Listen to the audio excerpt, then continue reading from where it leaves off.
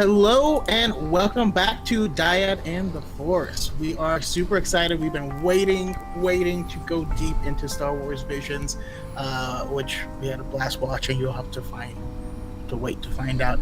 We have an all-star guest. This is going to be amazing. It's already my favorite episode of Dyad, but we'll dive into it right now on Dyad and the Force. Unseen for generations, a Dyad in the Force. Welcome everybody, welcome back to another episode of Dyad in the Force, episode number 45. It's our Visions party. We're here to talk Visions, all 9 episodes. I hope you've all watched it all. A couple of quick announcements, of course. If you need to pay attention to our topics of discussion, just look in the top. That'll shift every time we change topics. And this stream is dedicated to AJ, Jedi Star Killer, or the SK base, his mother. AJ, can you hear us? Are you there, AJ? I am. Thank you. Can you apprise everyone of what's going on?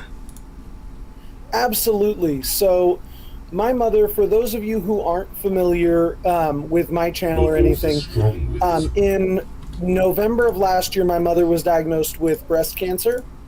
And then finally in February, she underwent a single mastectomy, followed by a surgery to add a port catheter, which is like a little thing that they put in. It's where they put in the chemo and stuff so they don't have to keep doing IVs. And so she had to undergo that surgery. She dealt with multiple infections after that, then finally started chemotherapy. And since this time, she hasn't really been able to work because she's been dealing with the side effects of the chemo, recovering from surgery. And then just recently, about 2 weeks ago, she fell down the stairs in her home and broke her left humerus, like the top bone in your arm. And that's keeping her out from work more, and the fall damage from that has bruised some of the bones in her neck to the point where the doctors are considering surgery. And to top all of that off, she just got an eviction notice and then was subsequently today, 3 days ago, she was given an eviction notice, and then just today she was served with a subpoena saying that her landlord wants to see her in court.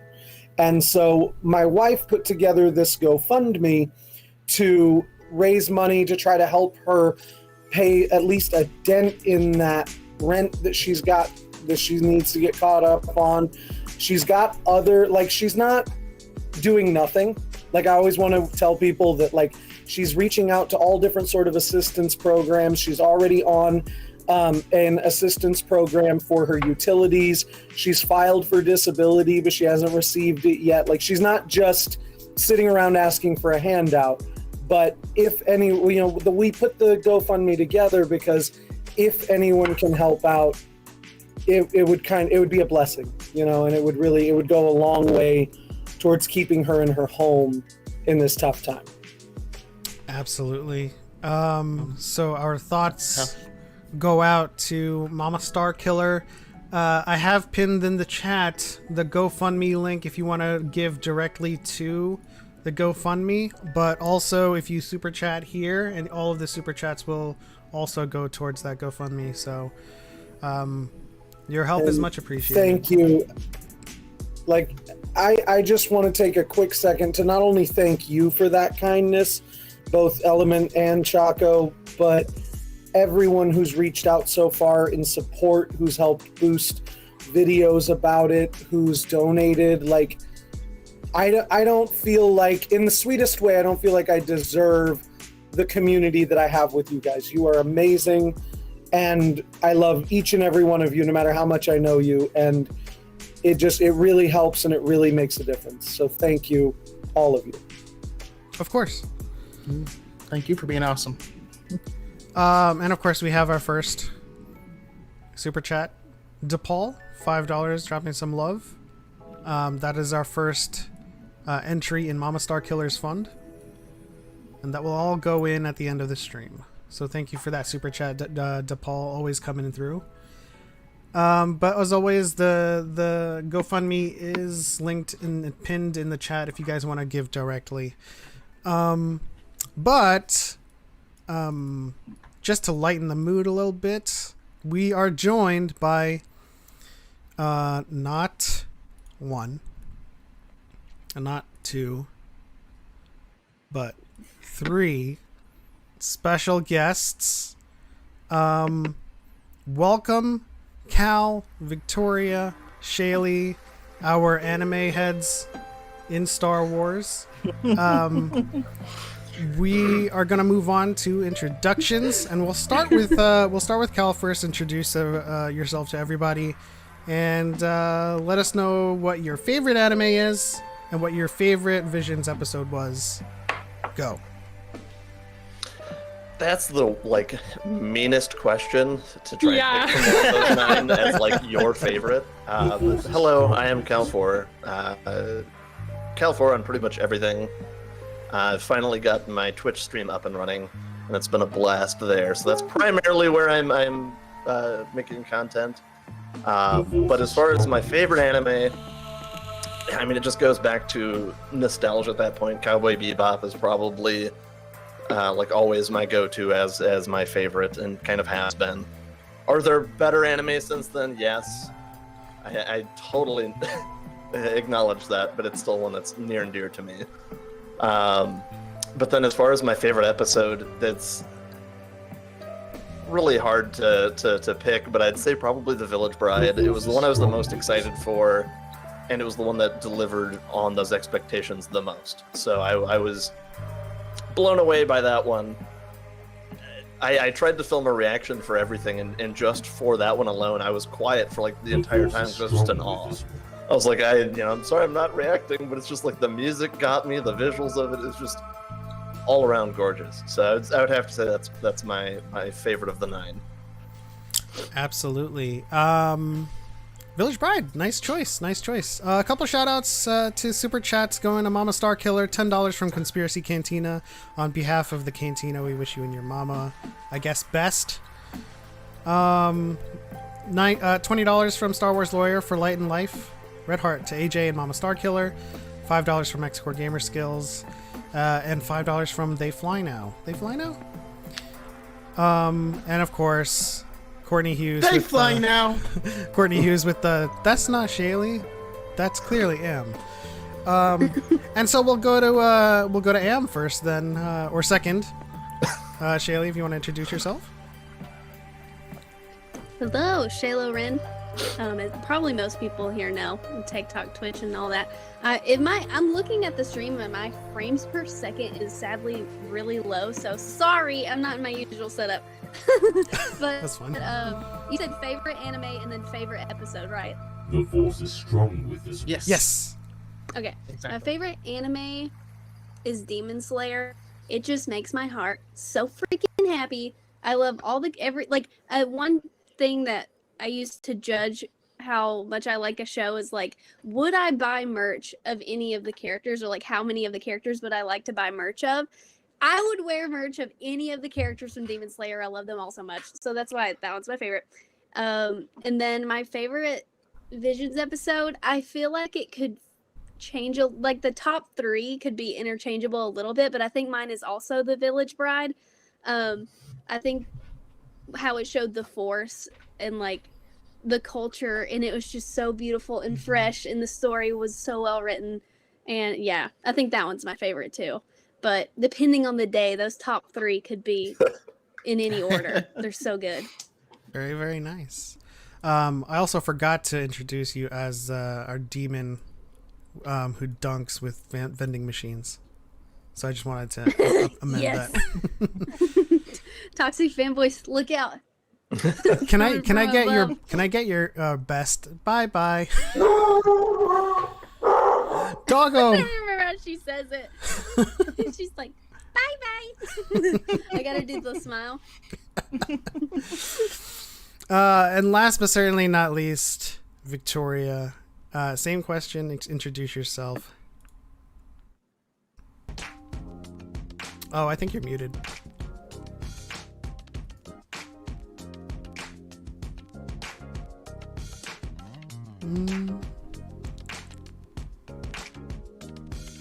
A dog.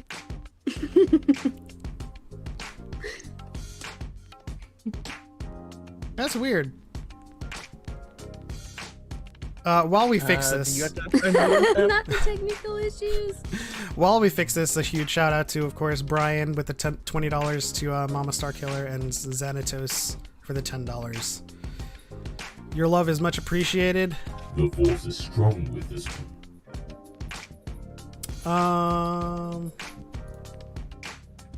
Okay.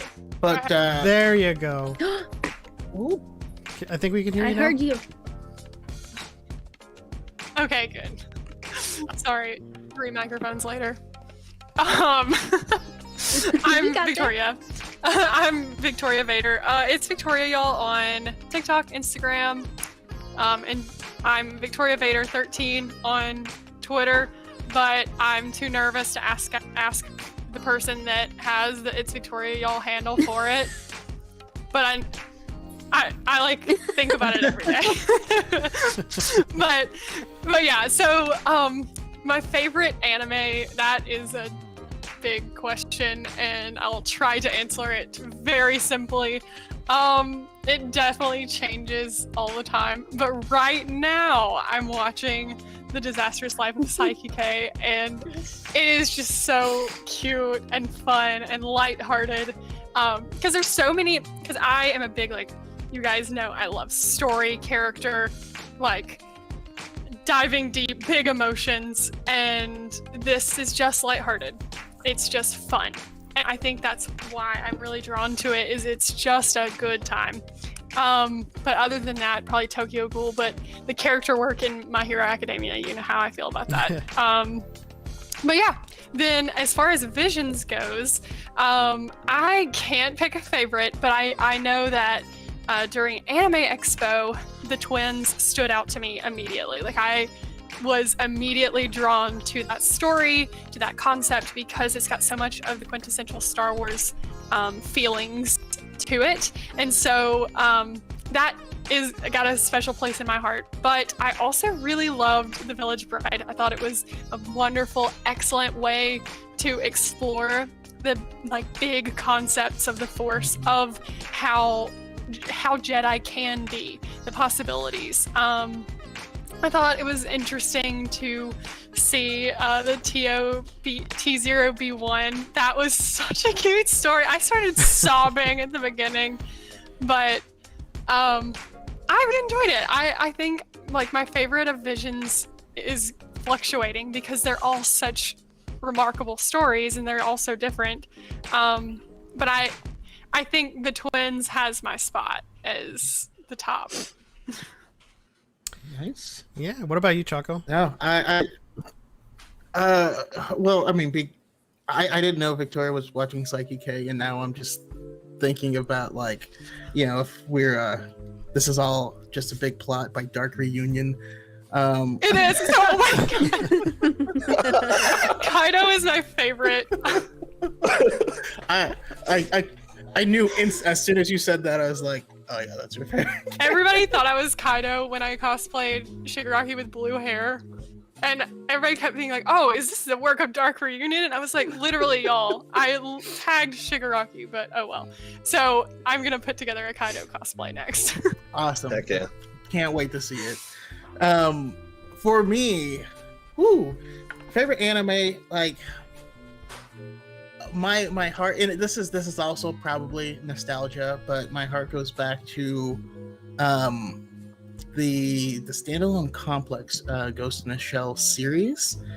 I just loved that it explored like this blurring line between humanity and robots, and it was cool.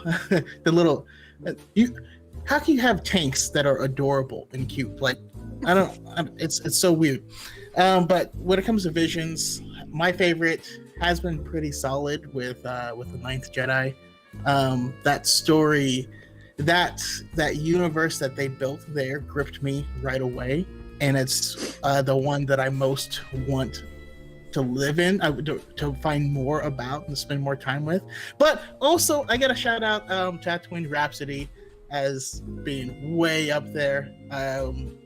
As a time like emo kid myself, it was like I'm like in a Venn diagram of like Star Wars, anime, emo stuff, and it was wonderful.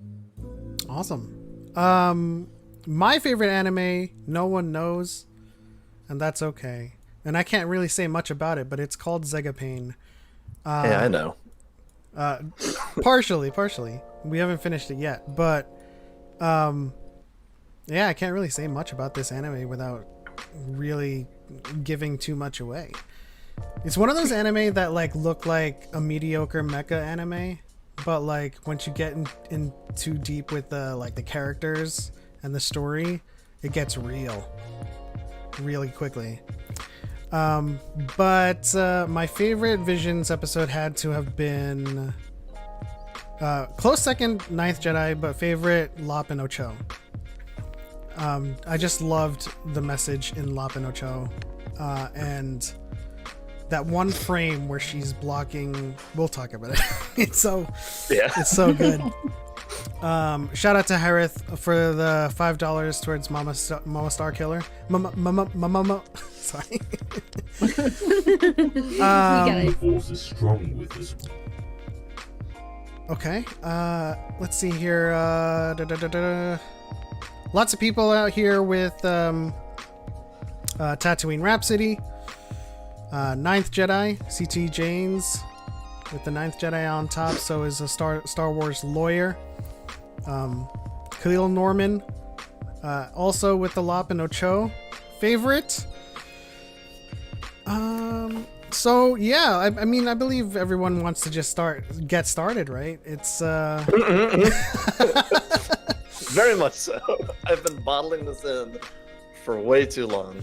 Yeah, the chat has been going crazy about like there's no love for the duel, so let's shift to the duel and talk about. There's plenty of love. There is plenty of love. There's Yeah, a plethora over here. because you know how we do it on the Dyad. It's an open forum, so let's start with the duel. What was like the things that stood out to you? What was your favorite things? So this is kind of funny. So I was watching and taking notes on my computer, and the first thing I wrote was harsh lines, hot villain. Yes. Those were my first two notes. The next is high heels, exclamation point. The force is I strong had with that this exact same note. I said heels. So y'all know I will come in with the analysis, but just so you know, that's where I started. Harsh lines, hot villain, high heels. I like those notes a lot. Yeah. Key point. But The sorry, villain I'll- is hot though. I mean, I am now looking at a gift that Choco sent me personally, and I am forever distracted. But let's go on with the duel, man. Oh no. Oh no. Share with the class, Can't- Choco. Can't be done. Scared. Oh. But right before the stream, I look over to my left and I see Suki is The like force is strong in a with this blanket on the couch, and she does it herself. She'll crawl into the blanket and pop her head out, and so I did send that picture. So. Yeah. So harsh lines, hot villain. On sort of the same beat, my first note that I have for the duel is his sick force ponytail ? Exclamation point. Because it's like Oh, it was floating. Yeah, I flowing. like- Yeah. I love that ponytail. It's the same beat. We get the Yeah. ponytail too. The duel was the one that they first showed and talked about at Anime Expo as well. And it was the one that immediately sold me on the idea of Star Wars and anime, even though there's always like a deep want growing up was to combine the two. So I was already on board, but immediately seeing that I was like, okay. Then just like the concept art of it alone floored me. And then when they first showed the trailer and I saw that it was going to be kind of like the CG style, I was actually kind of worried because I know that sometimes it can look a little out of place. But I absolutely love how wrong I was. with it because they did it so well, and just the cell shading on all of the line work and their choice of keeping it black and white, and then actually having the little pops of color and lights and stuff like that. Like immediately the first shot when you see the village with just like the random like blue and green lights throughout it is like, oh, okay, I get it. I had like immediate smile on my face for that one. But yeah, no, like the story of it was such a classic story, but with the Star Wars twist, it felt at home and natural. And now that I just have so many questions. there's so many things that I want to know more about it. Like, why does he have all of those crystals? I am excited because there will be that accompanying novel coming out the 9th of October for the duel called Ronin, and I'm very excited about that. So I hope that'll fill in those gaps. Yeah. No. Really quickly, shout out to Conspiracy Cantina again for the additional $5. Grandmaster Bale, £5. And the Pod Wants podcast for $10 to Mama Starkiller. Thank you guys for the love. Darthman said, I had a good theory about the duel, about using the Sith code for good. And this episode proved it. At the very least, Legends. I'm sad it's not canon, but it's whatever. I mean, do you guys think he's following the Sith code? Is he a Sith, or is he just someone who collects? I am interested in that as well, like just like the complexity of it, because like my husband and I were talking about it, and it's like their background is, twisted enough that they possess a red lightsaber. Yeah. And all of these red crystals, and so I am interested to see. I'm interested to see how, like, if it's like a Ventress moment type kind of story, because everything we know of the dark side is like it consumes all. It's like all consuming, and so I'm interested to see it says he was a former Sith in the descriptions, and so former being like key. Yeah. I'm interested to see how he broke from that, because the dark side is all consuming. And there is no halfway doing it, as we all know. There is no going between, No one's so nobody even bring it up. But so there is no, I don't know. I think there's like a lot there. And then my own studies in cultural heritage management, I'm very interested in the fact that this is based off of Japanese folklore. And so they have like an alternate history for the Jedi and the Sith that are based in Japanese folklore. And so I think that that's really incredible, because it gives an alternate history to the Jedi and Sith we know, in a really powerful way. Yeah. No, totally. For me, I saw it as almost like the way the samurai were treated at first, how they were heavily militarized. So I saw it as he was a part of the Sith, not necessarily for belief, but due to like duty. And upon realizing how horrible he was because of it, I always saw it as leaving the Sith Order to kind of atone for it, and his way of doing that was to take out other Sith, and that's why he has like the slew of crystals and stuff like that, was just trying to atone for all of the bad that he did. But yeah, no, it's so many deep ways to dissect it too. Shout out to Master Euro with the £5 to Mama Starkiller's fund. Thank you very much. And Miss Eggy is here. Miss Eggy in the chat. Hey, look at all of my favorite peeps. So for me, I mean, we also have to remember that this is kind of their interpretation of things. So what we know about canon may not apply, and we'll we'll get into that more with the twins. Yes. But no, that's exactly how I saw it as well. Is someone who is or was a Sith at one point, probably no longer wanted to hurt people, and it's just trying to make his way around. But trouble has just kind of finds him. You know, I like how they positioned the story as the war is over, and these people are now just kind of like marauders capitalized on. Maybe he was part of that military force, just like you were saying with the samurai. And it's dispersed, and he's watching.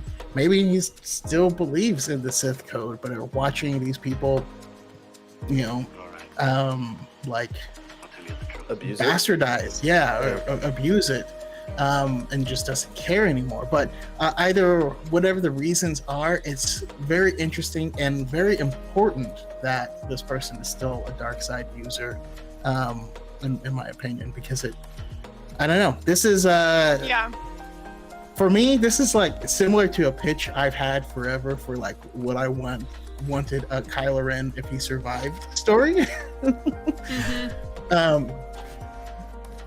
But yeah, I really enjoyed it. Also, the droid had a hat. For some reason, people are mad at that, but it was amazing. I thought it was great. It was fun. As if we don't dress up our dogs and cats, put clothes on them all the time. No, it was a lot of fun. I think. See, the thing is, like, I don't know if they're trying to be canonically correct while being non-canon, but you know, going off of the fact that he's former Sith would explain his main crystal. But once a crystal is bled, it remains red. So I'm wondering if he changed at all. And that his crystals are just red because they're still red, and he hadn't purified it.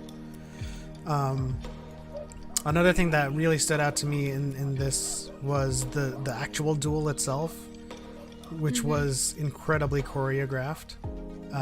Baiting the Sith. Go for it, Sheila. I know you. I was gonna say the duel, like the thing. This is actually the episode I've rewatched the most number of times. It just really grabs me, and like I think the reason it grabs me is because they said, like, before this came out and they were talking about it at expos and stuff, they said that they wanted this one to really come across as like a love letter to Star Wars, and it really does. Like, it really, really does. And the duel is one of, like, the actual fighting, the duel part is like one of the parts where that really shows, because I'm sure you all caught it. There's so many parallels to like well-known Star Wars scenes. And like you're watching it, but it still feels like its own thing. Like, it's not just like cheap fan service, but it's like it's a love letter to Star Wars. I loved it so much. Like the part when they're on the log and they're fighting. There's, I don't know if y'all noticed. I haven't seen anybody else catch this one, but it looked just like Chirrut walking across the battlefield in Rogue One when he was walking through the blast fire right before they started fighting. Oh yeah. It was so. That's what Ben said. I when I saw that, I was like, oh, it's like Chirrut. I love this so much more. Like it looks. I just love the fighting part. Yeah. Oh yeah. That's when that love shows. In that scene, that specific scene, there's even a Star Wars mural on the wall as well. I thought that was really cool. It looks like I did not even catch it. I didn't catch it either. It's the original Star Wars poster. It's really cool. That's so cool. Self-awareness. Like the duel grabs my heart because like it is a love letter. That things like that show it. Also, shout out to the Straw Hat Droid MVP. Yes, with the awesome. whistling birds. Essentially. Did y'all notice that as they began to fight on the log, there was an undertone of Duel of the Fates, like the first 3 chords of it that would play. Yes. I'm not a musical person, so I don't catch that stuff. So hearing that makes me so happy. I was gonna say, Shaylee, when you were talking about a love letter to Star Wars, I think in all, like all encompassing of all of the episodes, I think like that's what I felt the most from Visions is like you saw where people resonated and what resonated with different people. And so like what you were talking about, Pep, with the music, like you see like hints and sprinkles of that and like the things that resonate with people. And then it's like a tree, like you have these roots of Star Wars and then what can grow out of it from like your own heart. And I don't know. I wrote music when she emerges as well, our villain. Whoa! I literally like grabbed the couch. I was like, So good. Yeah. It was So amazing. when they start fighting on the log, it's like na na na na na, and then like goes off from there. So it's not exactly there, but you know you can recognize it. yeah. And I think swells the same. And I think when I think back at like when I first reacted to the duel, to him with his bato technique, I was wondering like, is his Saya like cortosis? Is something happening? Now I'm I've come to the conclusion that his lightsaber is always on, and the Saya itself is like saber resistant, like Beskar or something. Because Sayas are manufactured to have the sword and the Saya resting on the handguard, and I forget the other part that goes there, and the blade never touches the Saya. So if it is Beskar, then that would make sense that it's always on. And I just love that bait where no, the Suba is the handguard. I'm talking about the part that holds the actual blade above the Suba. I forget its name, but I loved the bait when the Sith slashed the statue and his Saya itself was another lightsaber. That was incredible. Any other thoughts on the duel? One of the things that I always really love about Star Wars and something that was very much so me growing up as well was fantasizing about like different ways to use lightsabers and stuff like that. So definitely seeing it at both the Saya having a lightsaber on it, but then also obviously one of the big money shots with the like lightsaber umbrella, essentially the parasol. Oh, God. That was insane. And then to also see them like impale the guy with it was blew me away. It's a pizza slice. Yeah. And then also be able to take that off and have their blade within it too. I was like, okay. Just the tinkering engineer in me loved just seeing all of the different interesting ways that they used lightsabers throughout all of Visions, but also especially here. It's just fun. Now, do you think each and every one of the like umbrella, antenna, or arms had its own crystal, or were they like venting holes? No, they had their own. I thought they had their own crystals because isn't that part of what he takes at the end? No, he got that crystal from the main saber, and he gave he gave the umbrella part to the mechanic, and then the Sith saber he got the crystal from. It didn't show the others. I think it's just one. Yeah, that's what I'm thinking. Like she puts it in, and that it kind of vents out of like those arms. Am I blowing your mind right now, at the Taco? end he only takes one and gives it to them. And... I have it up because I was sending you guys screenshots of the mural in the chat. I still see what you sent me. In the Visions party. Oh, the mural! I see it. I didn't even notice that, and I'm really ashamed of myself. It's so cool. So I was trying to scrub and see it, but it's too it'll be too quick. But quick shout out to our Trandoshan. He was just out there just whooping ass. But that little boy like stole my heart of just like standing up and for the village. I know that little. We've had enough. Was awesome. Moi. He's great. Did y'all watch this in English or Japanese? English. Japanese. Both. I was too excited to remember how to switch it. I just hit play and was just like, all right, let's go. So, I know I was there's. like, I guess we're going English the whole way, and then I rewatched it all again in Japanese later. But the first time through was all English. I know there was, and we'll switch to Tatooine Rhapsody for this one because I know there's going to be a lot of debates out there about sub versus dub. It's only natural. For me, I kept very, very Japanese implied themes and settings in Japanese, and the ones that made sense in English. Which is why we're going to shift to Tatooine Rhapsody, because I started this in Japanese, and then Chibi Boba Fett came out and did not sound like Tamora Morrison. I was like, this isn't correct. I need to rectify this.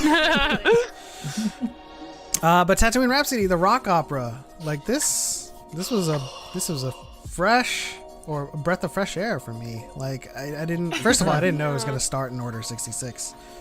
So I was just like, wow. Yeah. But your thoughts on Tatooine Rhapsody? Go. I can explode on this one, so I'll let other people go first. Well, my favorite part of it was just like the themes of found family coming in, because like it's so prevalent in Star Wars, and then we got it so beautifully in Tatooine Rhapsody. It was so cute, and I love all the characters. It was. it was adorable. It was one of the episodes that just like the themes of found family. It was just like it. Like all I felt was just like my heart is so warm, you know. Yeah. It was just so pure. Oh, absolutely. I thought about you, Brandon, the moment we started this. I was like, this has got your name on it. My first note for this one, I think this is how I'm gonna do this. I'm gonna just read you my first note. And just go from there. My first note is multiverse present Mike.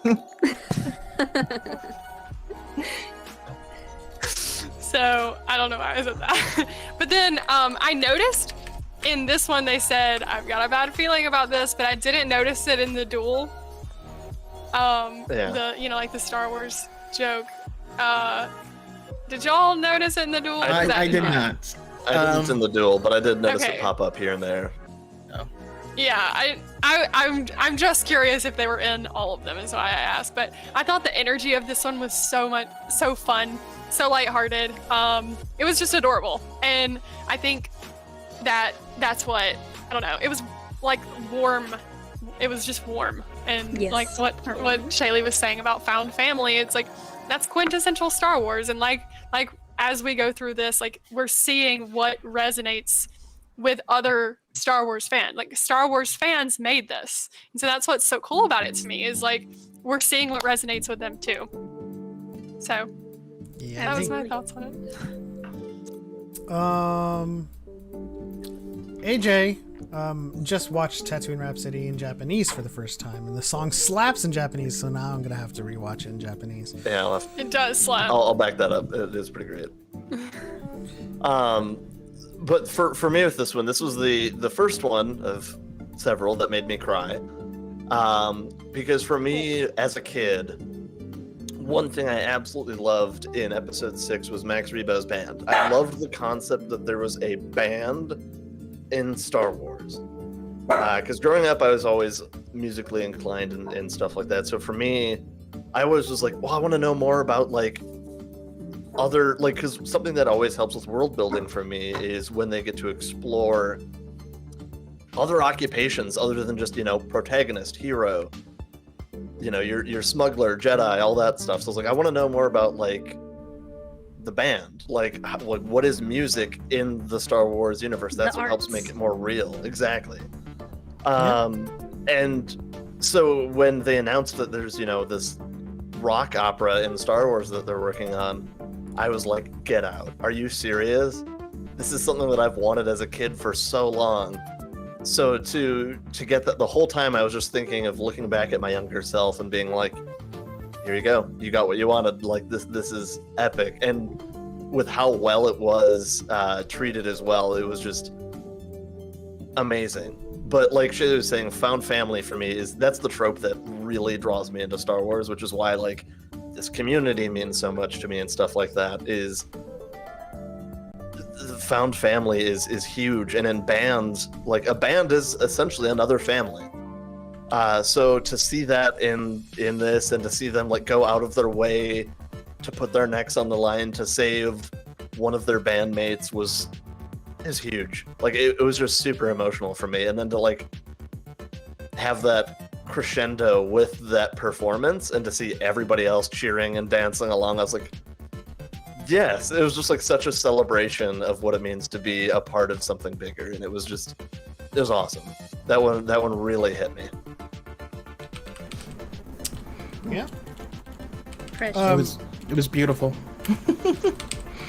Apologies, as I mean, just this the concept of this scared little Padawan who's, you know, everyone he knows is falling right now, and he barely ekes his way out, and he's just, you know, he falls, his lightsaber breaks, and the Hutt is the first person that took him in. He just happens to fall into his ship and is gonna hide him, you know, from certain death as, you know, member of the band. And this, all these years later, like that closeness, you know, being someone that's been in bands, and you know, you travel around together, you play music together, like you spend a lot of time together, and there's just bonds that form. And even if you irritate the hell out of each other, like it's still it truly does become a family, and they really harken on that. And when this episode ends and you have that like little moment where you think he might be going to whip out the lightsaber and try to free his friend using force, but it's like, no, this is just a microphone. Like he turned his lightsaber into a microphone. It was really cool, but he was done with that Jedi life, and I know I like seeing alternate paths for people. I just think it's really fascinating, really interesting, and I approved of it. And the music slaps in all languages. Yep. It does. Yes. Can we also talk about the art of it as well, and just the like the way that they could even draw lighting as well, like with Boba Fett's ship and everything like that, like just through the rain and everything like that. It was like, this is just candy. This is eye candy, pure and simple. And then like Chibi Boba Fett is a delight. It didn't even matter if The it was little- chibi. It still fit Yeah. him. Mm-hmm. Yes. It was so good. Yeah. The droid, I think the name was Curdy. Curdy is Yeah. so flipping cute. I love that design. So adorable. I love Curdy. I'm just like, oh. That's one of the cutest droids I've ever seen. I just die. Yeah. Bib Fortuna still looks disgusting in enemy form. Mm-hmm. Oh, Same yeah. with He Jabba. looked a little Same. cute though. He looked a little like. Wait! I thought he was He cute. had the demon teeth. This was the best version of him. Yeah, exactly. It was still the best version of it. I cannot believe you just said Bib Fortuna was cute. Heard it live on Dyad. I agree. I think Ah, well, every character on some level was very, Flipping very the cute. script. What? Cute in the same way Oh. a hug is, where it's like you're Oh, so yeah, ugly, yeah. you're cute. Yeah, it's Also like, yes. No, yeah, I totally know what you mean. Shout out to We- Brooke with the $5 for Mama Star Killer. Love is always appreciated. She's in good hands. Any other thoughts on Tatooine Rhapsody? One moment we just need to acknowledge, like probably my favorite moment of this whole episode, was when they were playing, and then you saw the Cantina band was listening. Yes. Yes. That part was just like, Can you? they're being recognized. Yes. Oh, That wasn't my reaction. I was like, "Hey, it's jizz." Not that kind of jizz. I had to make that disclaimer. It also, just real quick, it gave me notes of my favorite Naruto opening of Haruka Kanata. and so that also just made me happy. Yeah. I just love the lightsaber mic. That's all. I want one. I Yeah, also that was so love cute. the So great. drummer with like 6 arms. Yeah. Yeah, that was so cool, and like especially Unfair advantage. Like Yeah. right. But just the start of the fight too, how he just like spun around and hit somebody 6 times. I'm like, I mean, what are you gonna do with 6 arms, right? Twirling. Steward of Ostagar Overwhelming. says, I didn't realize there was such hate for Bib Fortuna. I mean, I wouldn't call it hate so much as like There's an not aberration. Like, I Fear. abhor him. Yeah. When I was little, I feared Bib Fortuna so much. He scared the piss out of me. And and then I would go to like the store to buy like Star Wars action figures, and all of them, at least in my area, were just full of Bib Fortuna action figures. So Nobody would buy them. give me a second. Something's So happening. I'm scarred. I'm They have I'm on team something Bib Bib Fortuna Fortuna. is cute in anime. I Okay, agree. so I was at this secondhand store, and I always like see if there's any cool Star Wars stuff. There are these Return of the Jedi stickers from 1983, never opened. Goodness. Exciting, but our top slate is Bib Fortuna. Oh, The most man. important character. The top slate. Darth Vader gets the 5th spot after Jabba the Hutt. Sounds about right. Yeah, Yeah, makes sense. and I love that it's like Lord Darth Maybe like, Vader. let's get Bib That's over with. pretty cool. Mhm. But guess who else is here? Size Oh, hell Noodles, You can't have Return of the Jedi without. leading lady, and the Rebo Band. Yay. Yeah, I just thought that was funny. The top slot goes to Bib Fortuna. And I'm gonna send a picture of that in the chat because, That's cool. man, that is nightmare fuel. As always. Soulless eyes. All right. I mean, yeah, the music in Star Wars has always got me, and that's also why I was genuinely surprised because, you know, I mean, I didn't think that that they would have a great song in English prepared, to be completely honest with you. But I was genuinely surprised. And I was genuinely surprised at the emotion that he showed when he screamed. Right? And that's something that I expect from a Seiyu, but credit to the something voice that actor. you and I have had a conversation about, how it's like there's just some times where you just have to hear the emotion in Japanese because they've just done it so long and know how to hit it right with the animation. But that moment too, to me, was just like, wow. All right. Not bad. Not bad at all. Yeah. So let's move on to Shaylo and Victoria. I mean, the twins. We're here. And Mikare. This one threw me for a friggin' loop. First of all, I hate to jump ahead, but like I really kind of like was blown away by the end, and I was like, did they really just one up the Holdo maneuver? Like, is this? Yeah. They did. They absolutely did. And this, of course, I love it. by Studio Trigger, who did Promare, and Kill la Kill? Yes. Man, over the top as always, colorful, very vibrant, and I mean, if anything broke Star Wars lore, this would be it, but it's forgivable. So, In this case, I love it. we'll start with you, Em. About this episode. I love the beats that it hit that resemble or like that mirror Tross. Even like the color schemes for me and stuff. Like I could tell that in like with the Holdo maneuver kind of callback, parallel, whatever you want to call it. I feel like there's a lot of beats in this that hit with the sequels, and that makes my little heart happy.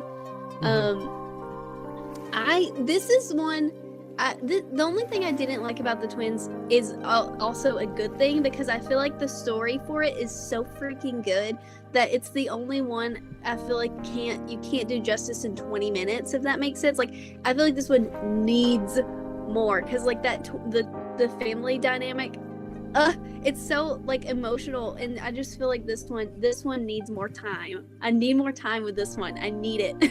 Yeah, absolutely. But it's the only one where I felt that way. Also, small note, it was like the lightsaber blade color. It was almost like lilac. I loved it. It was so pretty. It stuck out to me so much. It's like two. It was gorgeous. My favorite moment was, I can't remember exactly what she said, but when Am was like, "You think I fear death?" I was like, oh my God. Yeah. So cool. She's so cool. I can't believe it. I was like, oh, that made my heart explode. She's so it's so great. That was crazy. I'm like tearing up thinking about it. It was so freaking cool. It's so cool. Man, and the fact that like it kind of like builds off of the secrets only the Sith knew, with like the alchemy and the secret, like the cloning technologies. Like, could they have like realistically made clones from the dark side of the Force? Like, is that something that maybe Palpatine was successful in? You know, that's a really great premise. Kare, so cool. Your thoughts? Hello. So I loved this one. When I tell you, I have probably a whole page of notes for this. So I loved that it began with the starscape, but you saw the hole where they would paint over with the Gemini class Star Destroyers, because it like symbolically was just like, there's a hole, like the Empire is so oppressive and large that it's literally taking chunks out of this galaxy. And I just thought that was a really beautiful image to begin with. And I loved, like, I wrote music, exclamation point, because like you felt the power swelling. You got this sort of like Kylo Ren-esque silhouette at the beginning, and then you turn and there's Vader-esque like details to her mask, and I thought that was amazing and very cool. And I liked that her design for her helmet was almost like an insect in a way, because they were like when they were designing Vader, it was like a dog. That's what they were trying to get at. And for an insect, it's something a little bit more othering than another mammal. And I thought that was really almost chilling. And then when you see the eye for the first time, and you like, that's the first bit of humanity you see in that entire opening crawl. So it's like, we've seen helmets, we've seen droids, we've seen hallways and stars, but we see an eye. And like, eye, the window to the soul, all of that stuff. I thought that was like brilliant how they opened with that. Then I wrote, when he holds the bullets, exclamation point. That was like, so cool. And his Vader control box on his chest and his shoulder pads, and then the corset elements of his costume. So it was really amazing how they deconstructed our dark side villains and put them in like the shoulder pads, like Darth Maul. Like, it was just very, like, I don't know. There was just something about it that seemed like nods and winks to different dark side villains that we already love. I loved our duo instead of R2. I thought that was kind of cute. And then I wrote, General Grievous could never.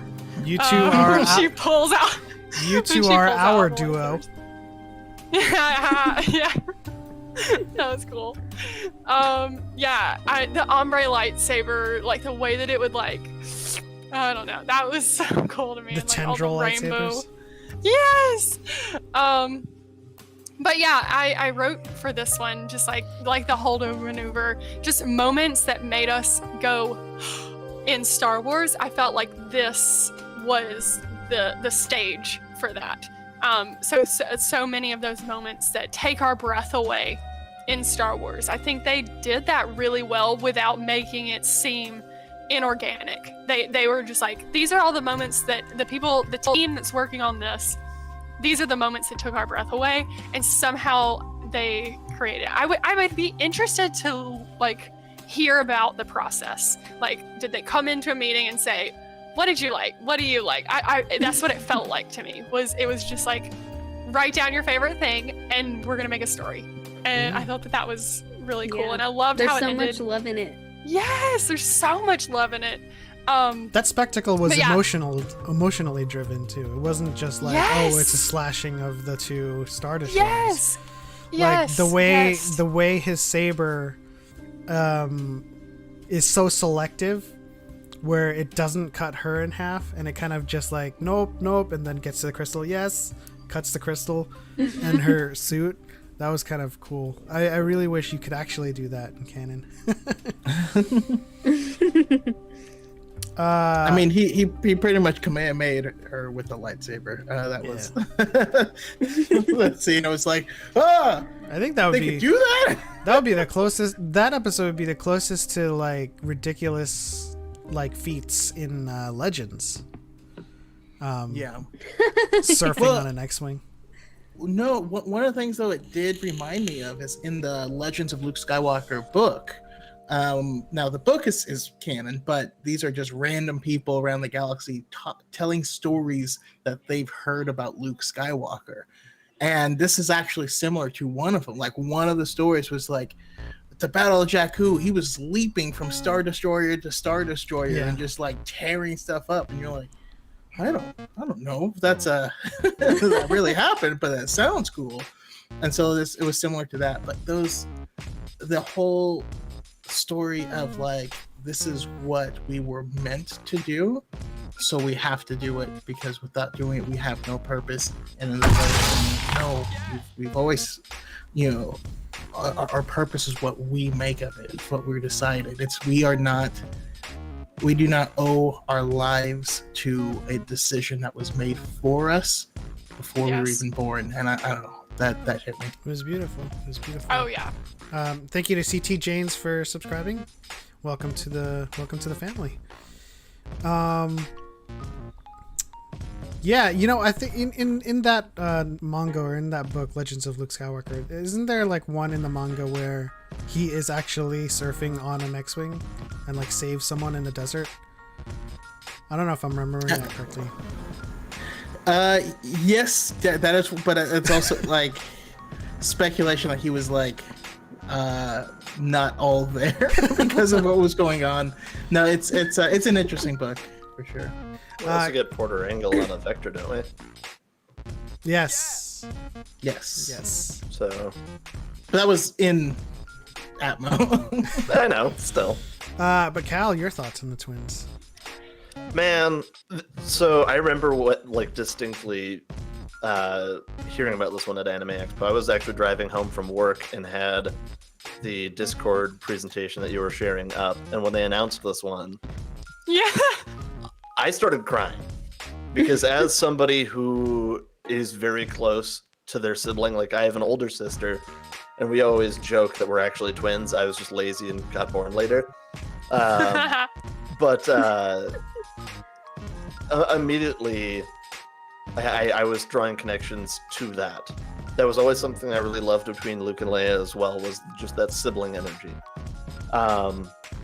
And I wasn't sure how they were going to go with it, because when it was like, oh, two twins of the dark side, and it's like, oh, well then like one goes good or something like that, and then tries to convert the other, and it's just what it is. But to see how they handled it in this really blew me away. The whole concept of like, he wasn't trying to prevent her from doing something bad or like save the galaxy. He was just making sure that she wouldn't die. Yeah. That that resonated with me so deeply that it's like, you know what, you can do whatever you want to do, but I cannot let you like kill yourself for this. And it's like, sure, you don't fear death, but I fear losing you. And like that was something that just hit me like a sack of bricks. And I also loved the moment when he kind of like breaks off his armor, Yeah. because like as siblings you get into fights from time to time, and that's something for me that was like it showed his vulnerability to be like, I'm coming at you with no armor. Yes! I'm taking it all off. Like I'm not here to destroy you. I'm trying to save you. Yes. And something like like that whole concept, like the whole time I was fighting back tears. But yeah, it was just super deep. Like all of the different ties to sibling rivalry, and like that even though you can butt heads and stuff like that, it's still at the end of the day like they're your best friend. They're the ones who went through everything with you growing up, and coming from an unfortunately dark childhood, I had the message of, you know, we aren't what we were born into. We still get to make our own decisions and be our own people. Like we weren't made for a purpose, really. Like we can still choose that ourselves. That was huge. So for me, it was one that like definitely hit home. But yeah, I mean, like, and that's not even to talk about the animation and just how gorgeous it was, and the energy and emotion of it all was just intense. One thing I did think that was hilarious though is that her droid had like an air bubble on when he came out into space. Oh yeah. And nobody else needed one. So that for me was just like So cute. something that just felt intentional to be like, yeah, you know what? It doesn't need to make sense, and it's great. Yeah. So wouldn't. like, Yeah. I loved it. It was definitely one of my favorites as well, just for everything that it hit on for me. X-Core agrees with you, Cal, on everything you said. And this was a very beautiful episode. I really wish that they had found some way to bring Rey into it in some way. Like she was reaching out to Kare. And it's just a small little cameo. That would be really cool. But then that would be confusing. Kari reminds me a lot of Rey. For like a lot of reasons. Like, just like being born of like dark side experimentation kind of, and then like, but choosing to do, you know, the good, and then like, like the whole theme of like deciding who you are and your destiny and stuff reminds me so much of Rey. Kari and Rey. So if that had happened, like that looked like a cameo like that, I would have just died. Kare. Yep. Nice. I don't know if you want to break real quick from this, but seeing, you know, Shaylee essentially as a character in this reminded me of something that I saw that I thought was Shaylee. Are we able to do that right now? I am going to bring it up. Oh, Don't no. you worry. Don't you worry. No. Yeah. What am I looking at? Ooh, What is the new mobile game. Well, looking at the new mobile game, I saw Shaylee in it. Go ahead and hit play on it. So if you look real close, you can see it, but I slow it down. No, just hit play on the whole thing. I do it in slow motion as well. Oh, you do? Oh, is it that? There's Shaylee. That is the Shayla Ren move there. You just spin around with your lightsaber and run forward. Oh, yes! I told you it's effective. So if that is not Shaylee, I don't know who else is. Or maybe they just studied under Shaylee. Yeah. That's Or maybe that's the they droid stole named my Jedi. move and didn't pay Maybe. me. Ah, Credit me. intellectual property. Let's go. How dare! It's like J3D1, I think is the name of that droid. Yeah. Yes. The droid that thinks it's a Wow. Jedi. It's the most powerful. It's the most powerful lightsaber form I've ever seen, and I just love to see it, you know, recognized and yeah. Getting That's the clout it deserves. The true Shaylo Ren form, as Courtney Hughes says. I forget what I called it, but it was. Didn't I canonize it as like form 8?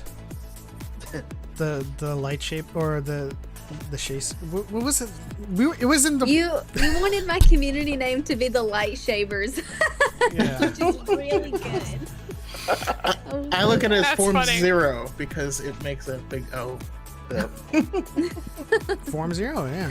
The ultimate or the origin, so to speak. But like you were saying, I definitely got Ray vibes from Kare, especially the end scene of him sitting on the X-wing that's crashed Oh yeah. and just like chilling with this helmet on. It gives me those good vibes of Ray's origin. So And binary sunsets at the end there. Yeah. yeah. Mm-hmm. All Love it. right. Let's move on to the Village Bride. Still got a lot to go through. This is probably my third one, just because F is waifu material, and I love Facts. I saw a tweet about her shoes, and they said she was putting her Crocs in sports mode.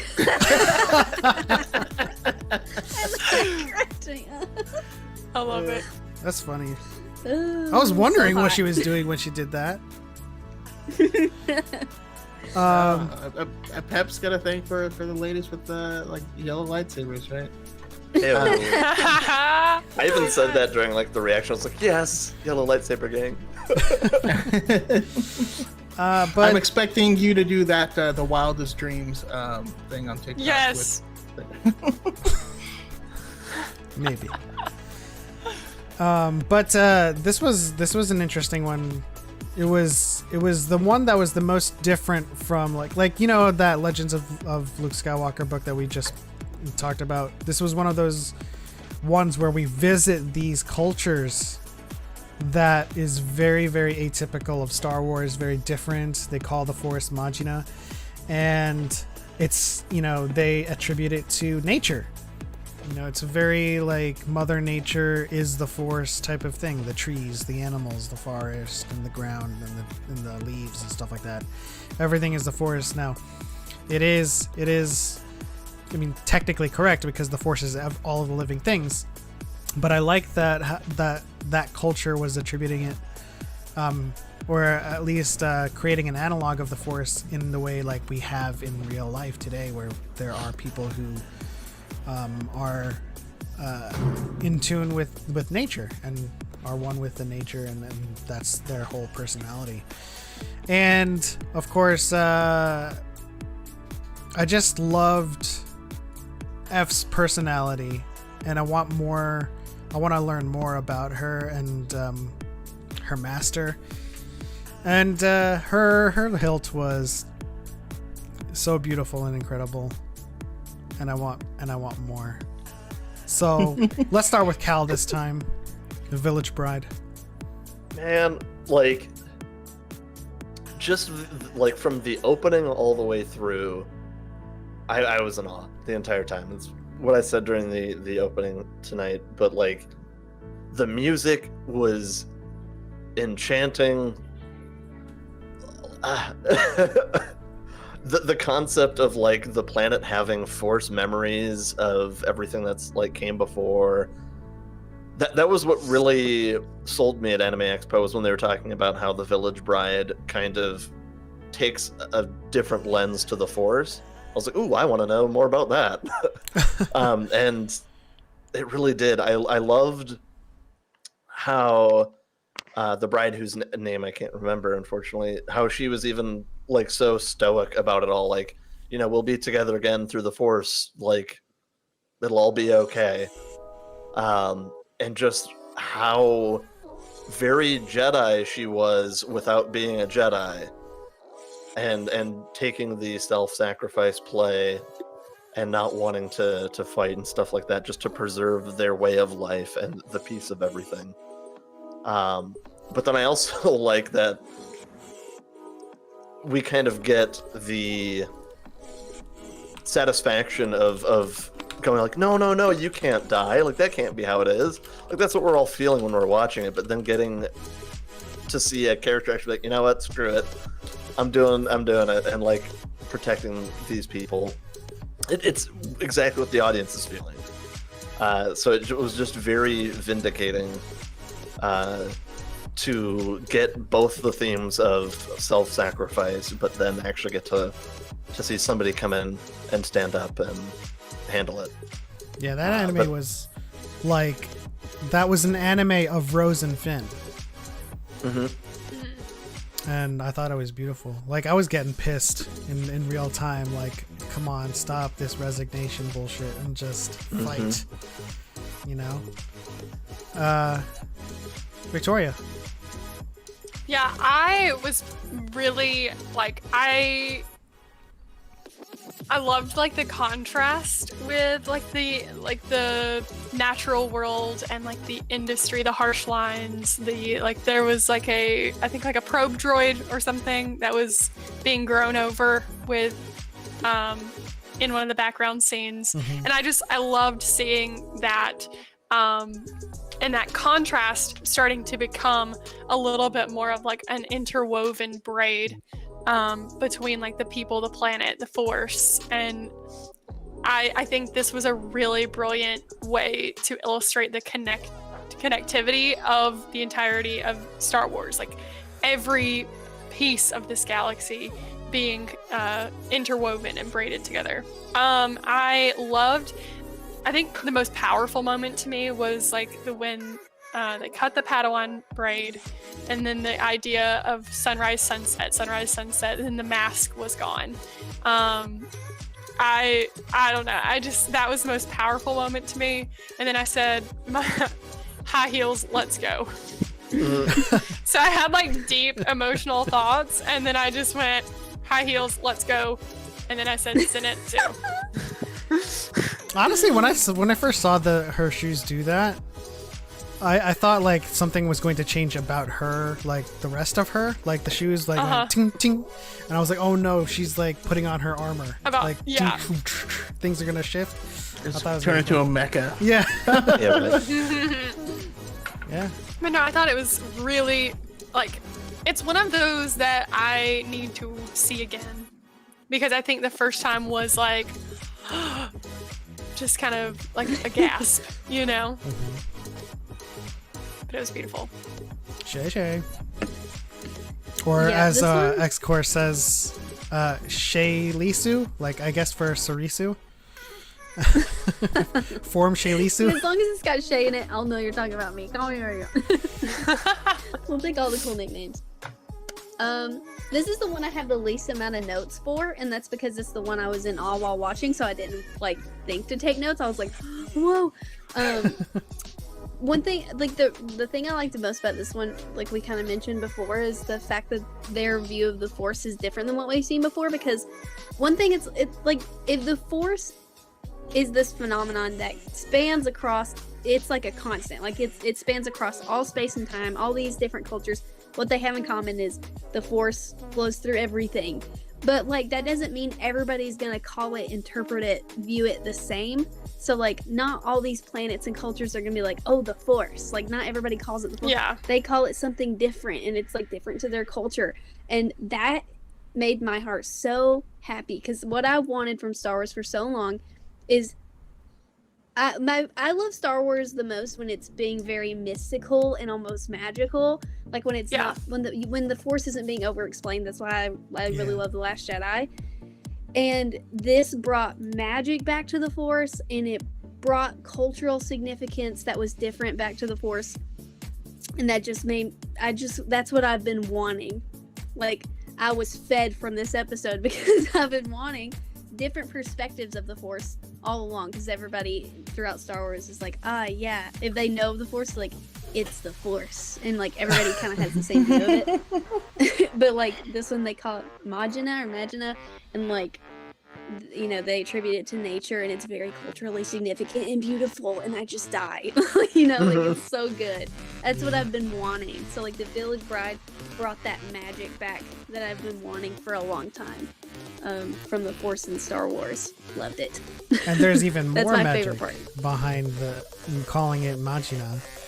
Now, it all depends on how they write it in kanji, but Magina can mean demon or sorcerer. And if their culture is calling it Imagina because it's like demonic, like the demonic energy, that makes me like think Yes. about it even more. Chocula, birthday boy. Count Chocula, Darth Choco, currently in the server. But oh man, this one blew me away because of just its simplicity and its beauty, and kind of like you said, how it weaves in the nature. Like nature is kind of like taking back this planet after the Separatists have robbed it of all of its resources, but watching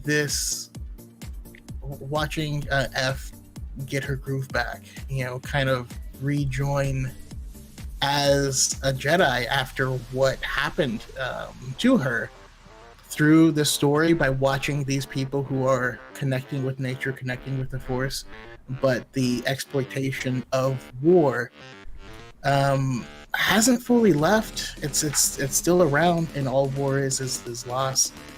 And it seems like she wasn't going to do anything originally, but knowing stuff was going down is why she was invited to this planet in the first place.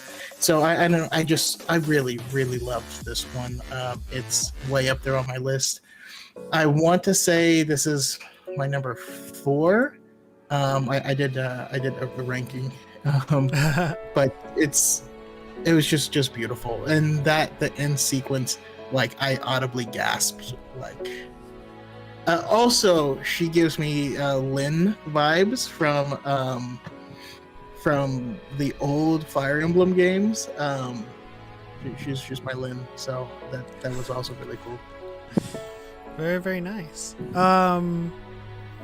Any other thoughts on the Village Bride before we move on? I know we're running out of time, but we have so much more to talk about, so I don't want to take up too much more time from your guys' evening.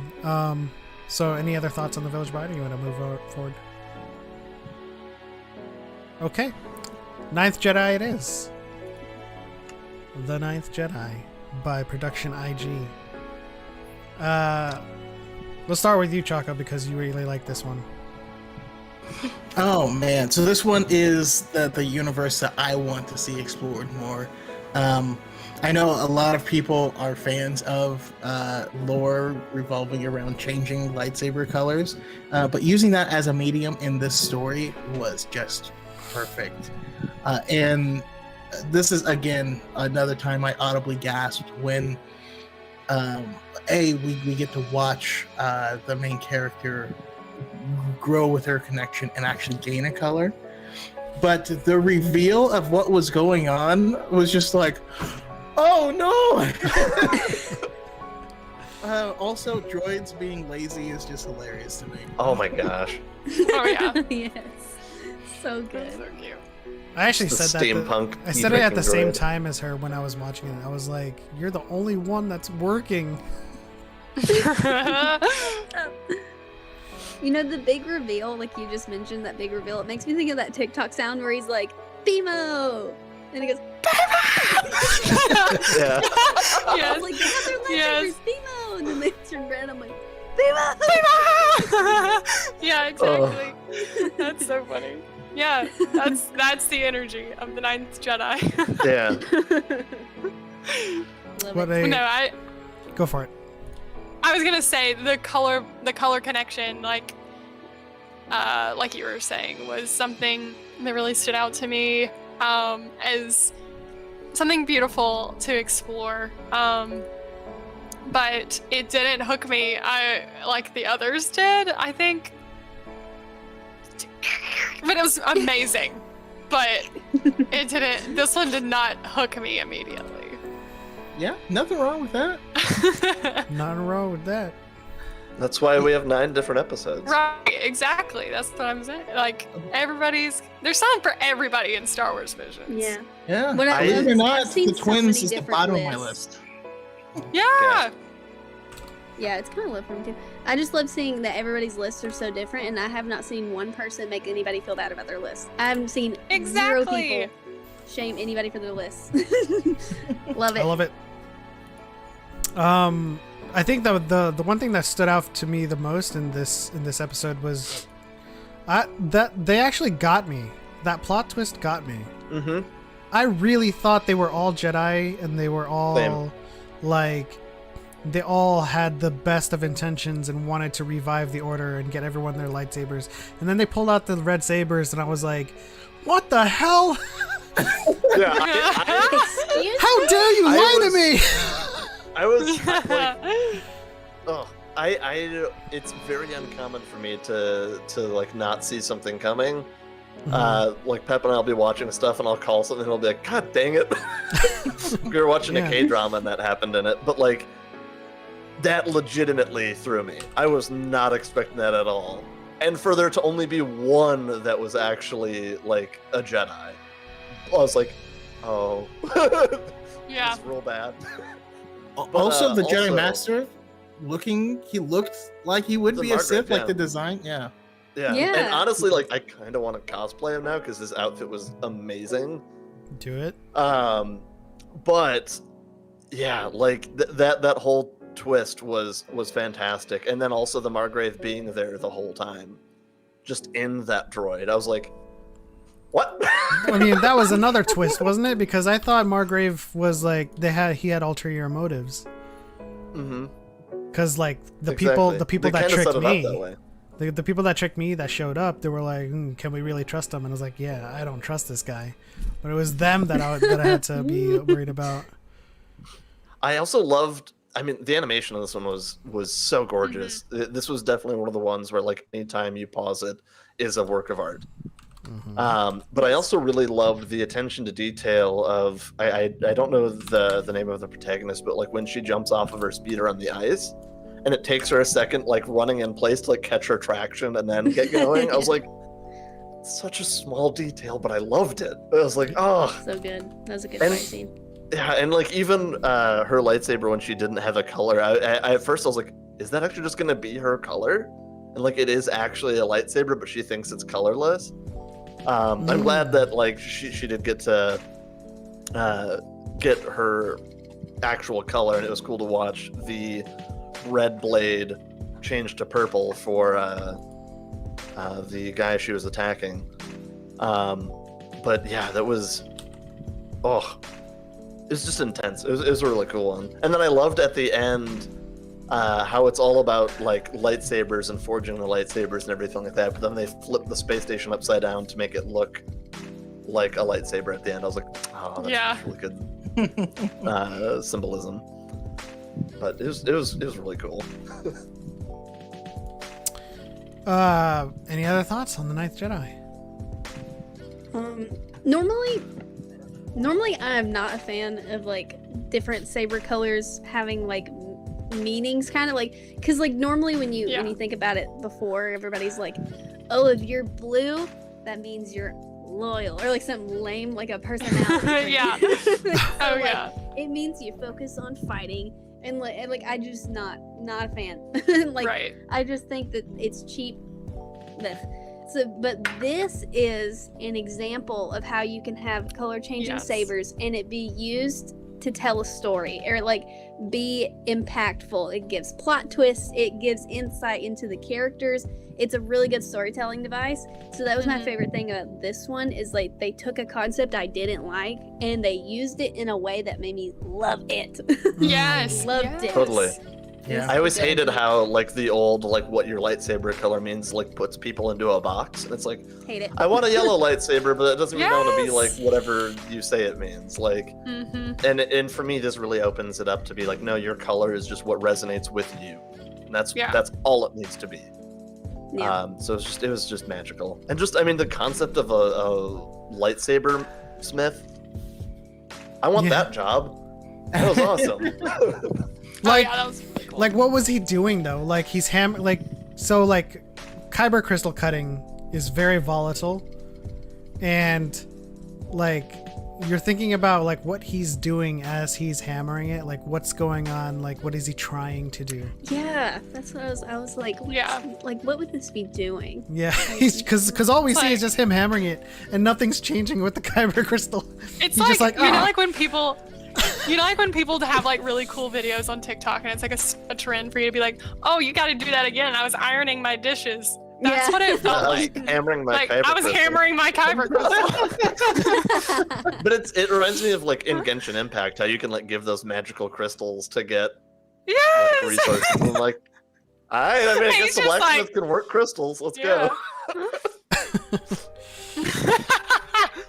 Connor I says didn't think about that. Shaylo and Victoria Dyads. Also, Shaylo could be a voice actor. Agreed.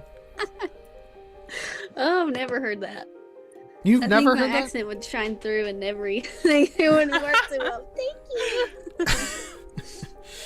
Thank you. Xanatos1138 says the hilts looked gorgeous. They did. All of the hilts in all of these episodes looked absolutely Oh, yeah. spectacular. Oh God. La Pinocho. We'll get to that later, but that one. Mhm. Yeah, these were great. And I liked how in this episode, well, in all of them, I've noticed there's a big focus on the importance of the lightsaber as like I don't know how to explain exactly what I'm saying, but like, I feel like there was a lot of focus on what makes you a Jedi being tied to your lightsaber. And I thought that was really interesting. Yeah. Yeah. I Like, like the it's- idea of like, go ahead. Well, it was a mix. It's a mix between Jedi and samurai, right? Because like Yeah. the katana is the samurai soul. So like Yeah, that's what. Yeah. Inserting that I into don't know Jedi. a ton about it, but yeah, I was wondering if it was a cultural thing. I wasn't sure, but that makes a ton of sense. X-Core says Very he's much heating so. the kyber and then he hits it with the hammer. It's like when you hit a bloom or an ingot to align the dendrites. I'm not a smith, but I'm pretty sure kyber crystals don't Fair. have that stuff. They're semi-sentient. So like Metals and crystals are very rigid molecular structures, if I understand it correctly. well, I'm just going off So of good like what we skill. know of kyber crystals in canon. You're a rigid molecular structure. They're semi-sentient. You're hammering a semi-sentient being. So I don't know what your goal is there, but Victoria, what were Yeah. you saying?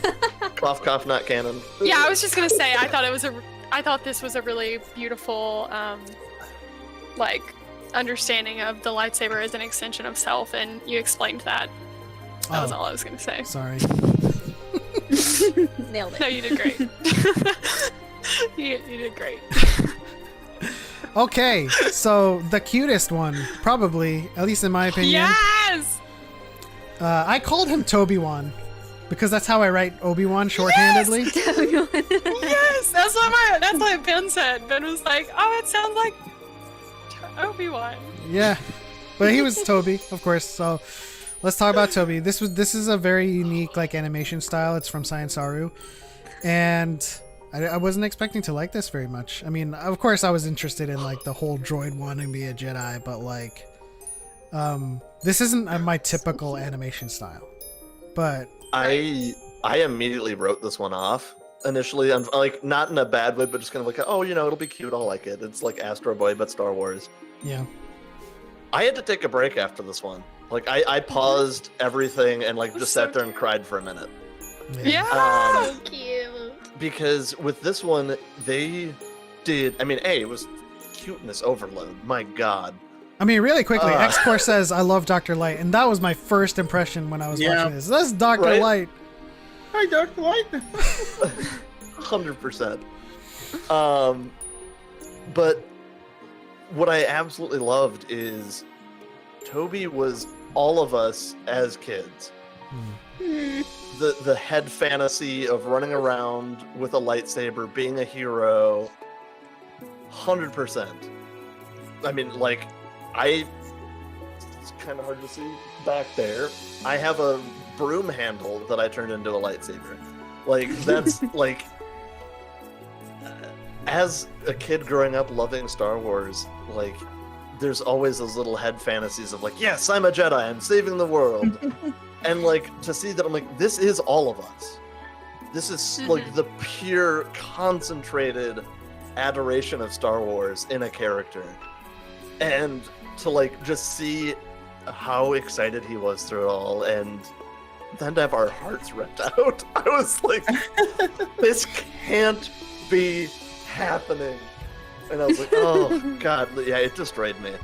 I was not expecting that at all. And heart ripped out, but then also mended by the end, and it was so good. I apologize to everyone in the stream. I'm not controlling the playlist right now for what you guys are hearing for the background music, but it's very sad. Oh no. So if anyone is getting in the feels and tearing up, hearing Cal talk about this and hearing sad face music, then I apologize. Didn't want to bring everyone there involuntarily or involuntarily. Shaylee. I have a note, and it says, Toby is Rapunzel. Yes! All right, go off, you two.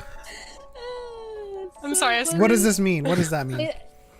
Just because, he has like a dream, and like his like parent like wants to keep him trapped, and I mean, it's not in a perfect, translation, but like it just reminded me so much. I was like, Toby just wants to go out and like he's trapped in his tower. He's Rapunzel. And their personalities remind me of one another. I just was like, Toby is Rapunzel. I know why I liked this one so much now. I knew Victoria would love that. Every character I like is an iteration of Rapunzel. Every single one. Think about it. Go.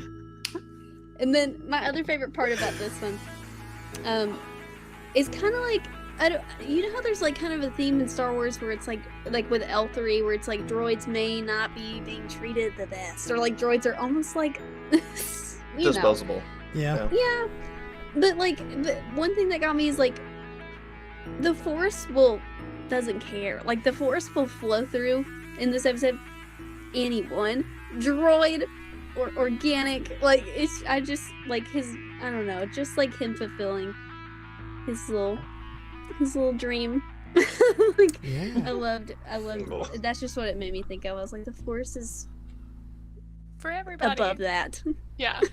I also loved this story lends credence to him having skills because of like how he was playing that Jedi game all the time, and that's how he learned how to fight. But also the fact that because he's a droid and he doesn't have the Force, his droid friends became his Force. Like CO3 attached himself to Toby to become like this Force augmented leap where he just like propelled himself with the rockets, and I was like, yo, his Force is like the droid Force. All the droids coming together and helping him. I thought that was awesome. That was such a badass moment. Where he's like, all right, come on. And then he's like, he can do that? Like, yes. It was so cute. For me, when his, like, the symbol, I don't know if it was the Jedi or the light side symbol, came through his eye when he, like, moved, I was like, oh, it was so beautiful. And I thought of Rey in this one, too, because of the idea of his name being T0B1 and changing, like, to Toby. And like that assertion of identity, I find it really incredible and powerful that like identity in Star Wars is such a beautiful topic, and that we can explore with so much complexity, from anything from like Anakin to Darth Vader to Darth Maul to Maul to Rey Skywalker to Leia and her struggles with Organa Skywalker, all of that. It's like there's so much about asserting your own identity and what that means and the power of a name, but also like the way that you can change what, I don't know.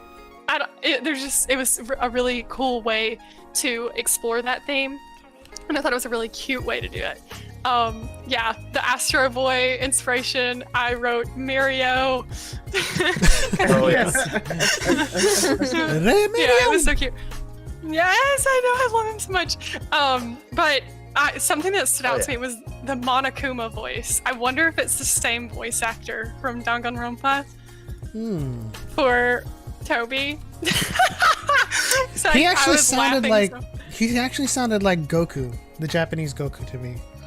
Oh really? Yeah, like every time I'm he wondering- I wonder. screamed, every time he like exerted himself, it sounded like him going, "Ka me ha," you know.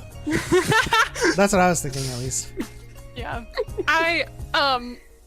And then like just the idea of nature, at just the way that it bloomed. And I thought that, and life, and that symbol was really beautiful. I also really love those are my the big concept notes. of essentially like a family of droids, machines and technology bringing life to the galaxy, plants and stuff like that. That for Yes. me, and like terraforming planets and stuff like that, I was like, what an amazing way to like have technology give back. Yeah, Like that whole concept inside of it, I was just Yeah. enamored with. And on that note, like when he was talking about like being a Jedi and fulfilling the professor's dream, I found that just so powerful, and like what it meant to be a Jedi to him, because so often like we're caught up in the canon with like, what is this code? Like the teachings and like, like the Jedi texts, not the sacred texts. But Right there, like, you. exactly. So it's like he didn't know that. He didn't have that. What he knew of a Jedi was like being a hero, a person that does good, and what that was to him, and how he was a Jedi by fulfilling the professor's dream. I don't know. That was really amazing to me. I went in thinking this was just going to be a cutesy moment, but it ended up being one of my top, if not my favorite. It was certainly a surprise, to be sure. Yeah, Same. but a welcome one. Yes. Any other thoughts on Toby or Toby one? Cuteness overload. Yeah, Well, when there was an Inquisitor, I literally screamed. and I was like, get out of here! Oh my god! Save him! Not my son! All right. I'm so excited. We are going next to Comac and Bell, Right? the Elder. This one gave me the most High Republic vibes out of all of them, personally. Yes, Yes, I it's thought of a- that too. Because for me, there's something so special about like the Master and Padawan just kind of like chilling in space and kind of just going around and then discovering a problem that just felt very High Republic to me. But yeah, this was the one that I would like to see fleshed out as a universe more. There's one more that's above Yeah. it, but this one is very, very high up there. So that is my number 2 as far as ones that like I just want more around it. It was a gorgeous one. The animation for it just felt very Toonami space vibes for me, which I love. 'Cause that's just what I grew up on. So yeah, initial impression was 2 thumbs up. Great. Well, I'll let you guys go first on this one. The Elder. I wrote my only note for this whole thing was Aizawa as a Jedi. Right? Right. Yep. Yep. Yes. So I true. couldn't. I just like that was my only note because I Funny. blushed and I was like, all right, I gotta look away. So, but no, it was fine. It was like a really lovely piece of Star Wars. I thought, to me, this was the most Star safe. Wars. Yeah, it was safe. I would say this is the most safe Star Wars pick. Right. It was a wonderful story. It was, the reserved master, the boisterous Padawan, the, duel that they he was more difficult of an opponent than they had anticipated. It's like, it was just a Star Wars story, and it was great. It was beautifully done. It was really incredible, but it was just a Star Wars story. Like I don't think it, like, for it to be, like, to me, I guess in my brain, I was like, if it can be anything, why would it be the same thing? Yeah. You know, like That's if you had all of, I loved it. I want to get that very out there, but because I love Star Wars. But I guess in my brain, I was like, if it can be anything, like, you don't have to follow canon, you don't have to do what has already been done. Like, you have all of the room in the world to run. Why would you jog? You know, it's like that sort of feeling. It was great. That master I was kind of feel tired, like man. I kind of feel like because this is the same studio. This was this Kamikaze Dogo? It was the same studio that did the Twins. Stricker. Oh yeah, that's right. I almost feel like when they were making the Twins, they're like the old George Lucas quote. I think I may have gone too far in a few places, and so they're like, "All right, we're gonna make this one Make it as Spurs. well." Yeah. We'll pull it back. You know, because it's almost like making a I don't know, a mixed drink or whatever, and you're like, how many parts Star Wars and how many parts anime are we putting in? Right. This? And the Elder definitely got a lot of Star Wars. So I don't. That's kind of how I think of it. Yeah, it was great. Yeah, I mean, True. I told Choco this, but I feel like if you're familiar with Street Fighter, all Dans are destined to be useless cannon fodder. It's like, I was hoping to fight the other one, to fight a challenge, and he's like, I'm gonna be more difficult than you think, old man. Oh, I'm dead. I legitimately thought he did, honestly. Like the way I know. I was like, what? they cut with the cut. I was like, oh, wait, I know. I was like, dude. what? I was like, oh, rip. But I was about to be mad. Because I was Rip. like, the one black character you have in this whole thing, and you're gonna kill him right now. Oh man. I was mad, but he's okay. Same wavelength on that one. But I will say one thing I did really like with the animation is I really loved the final blow. How he turns off the lightsaber, comes back, and then turns it on right at his chest. Because that's always a move that I'm like, I want to see that in Star Wars. Yeah. And I got it, so I was like, yes. I mean, a lot of the So besides the duel, a lot of the choreography for the fights typically kind of mirrored a lot of how samurai fights would go. It comes down to one move or two or three, but never like this all-out battle where you're, constantly slashing at each other's swords because they would break. No prequel stuff. Yeah, no prequel stuff, and that's what kendo is all about. If you watch kendo tournaments, it all comes down to their first strike and if they can get it really fast. So him, kind of, it coming down to what he does in response to that lightning because the Elder is distracted, was just a perfect example of how the choreography kind of fits into the culture that is choreographing it. So I thought that was incredible. Any more thoughts on the Elder? Just that overall lesson of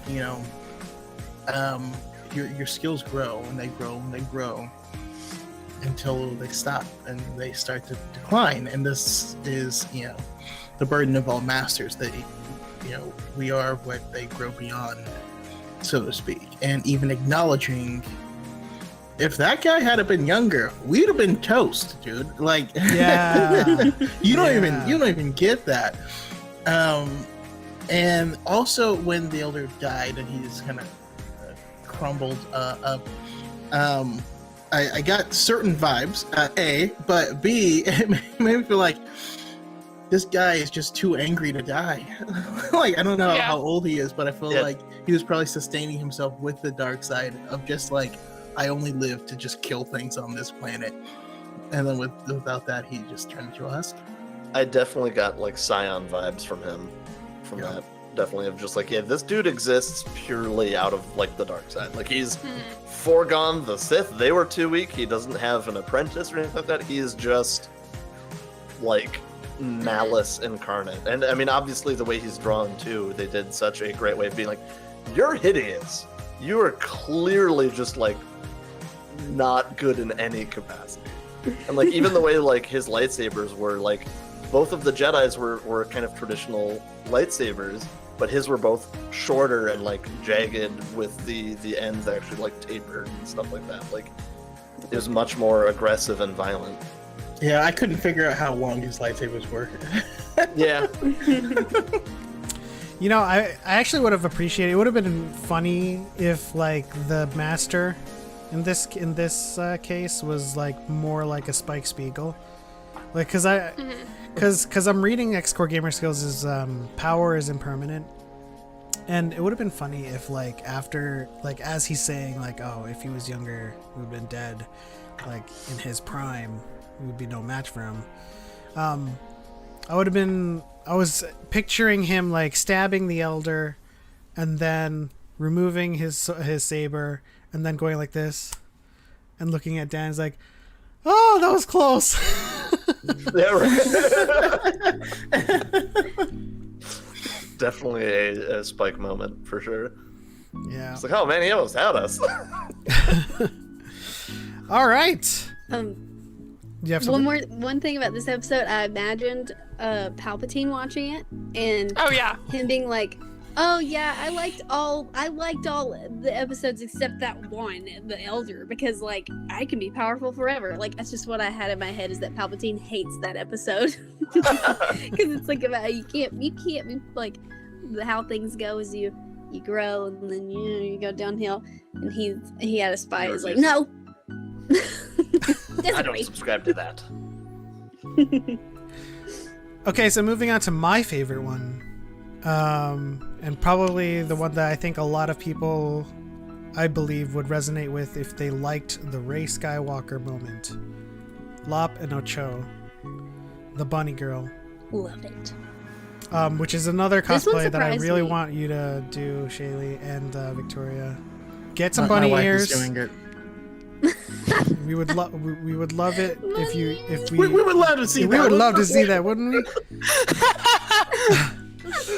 Oh, also, like if we can rewind a little bit to the Ninth Jedi, I'm pretty sure if you're a fan of Rush Hour, the guy that got flung into the center and burned up, y'all were like, he ain't gonna be in Rush Hour 3.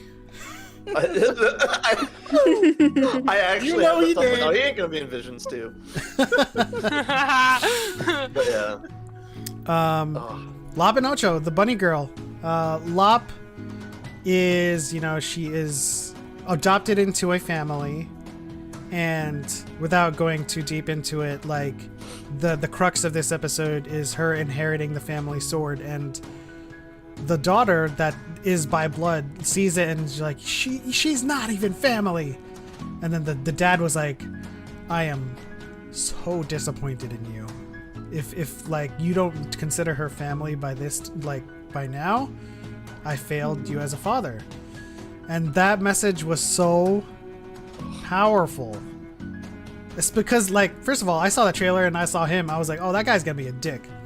I love this father. I love the Oto-san. Yusaburo is like pinnacle of fatherhood, and I just want to emulate him in the future. But yeah, Lop and Ocho. Thoughts? Proceed. Yeah, I definitely thought he was gonna be just an a-hole all around, and that blew me away.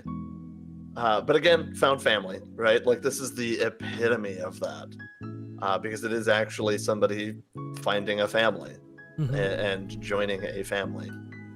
So like that. This was another one of those ones that like I was excited for, because I'm like, the animation looks gorgeous, but I had no idea what it was going to be about. I actually thought that Ocho was going to be the droid, and I thought it was just going to be a story of a girl and her droid. Yeah. And then to find out that like, oh, it's so much deeper than this. ow, why do I hurt? And like, oh yeah, this one I think was definitely one of the ones that really caught me off guard, and just broke me by the end of it. And this is actually my number one of the one I want to see more on, because especially the way it ends, I'm like, I need to know what happens. Right? There needs to be more. So yeah, this is definitely the one I want to see more of the most. What about you, Vic? What I, Or Shaylee? Go ahead, sorry. Go ahead, Shaylee. Okay, I was gonna say, when we're talking about like found family, I think it's the theme of found family is always beautiful, duh. But like this one was like a gut punch to me, because it wasn't just like I found a group of friends who I value as family. It was like, you are worthy of this heirloom. That's how much like you are just as valid and just as important to this family. It's not just like, oh, we love you and you're here and you're getting the emotional needs you need. It's like, you are worthy of this heirloom we pass down through the family. That's how important you are to us. And like that, it's like so much deeper in this, like the theme of found family, where it's not just like at a basic level. It's like, dang. that's what I loved about this one. It really caught me up, because like I knew I would like this one because Lop is adorable, and I expected it to kind of be like Toby, where it was like adorable and fun, and then it was just like, you're worthy of this amazing family heirloom because your heart, and it's like, oh my god, I didn't expect to cry. This is the only one that made me cry. This one got me. I was not strong enough. Too many broke me.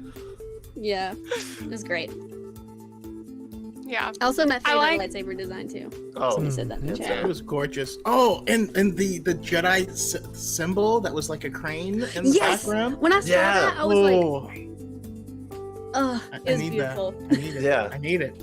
I loved how that got like reimagined as a crane. That was so gorgeous. Vic?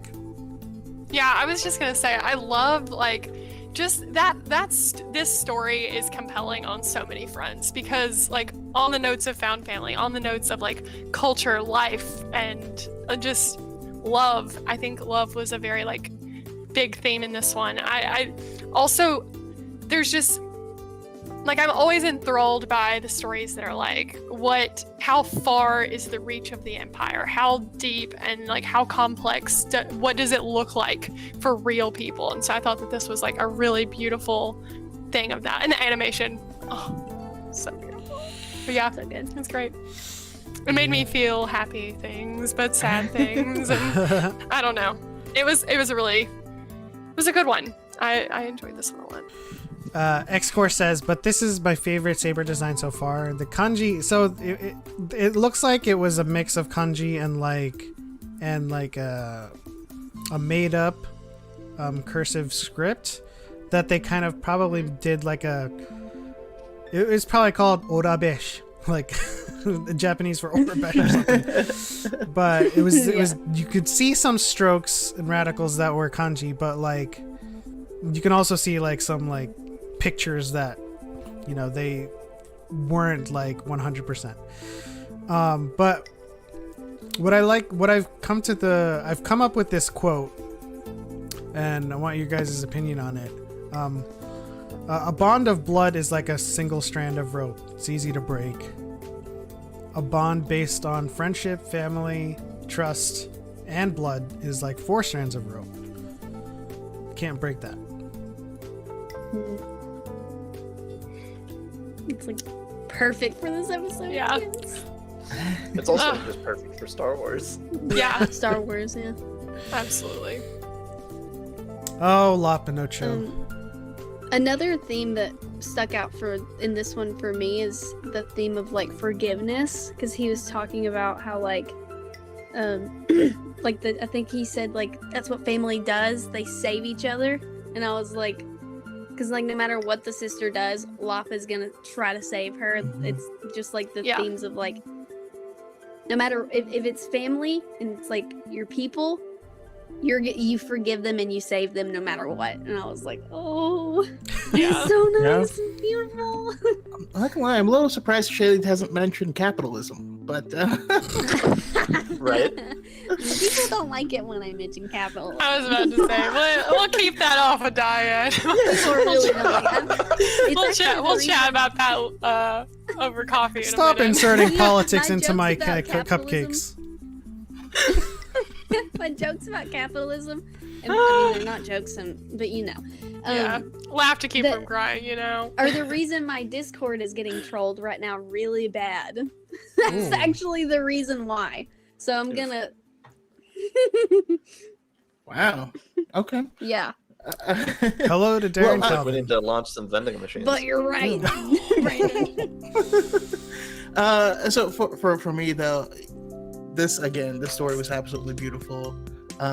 Just seeing the Star Destroyer poised over the center of the city, like that image is just amazing to me.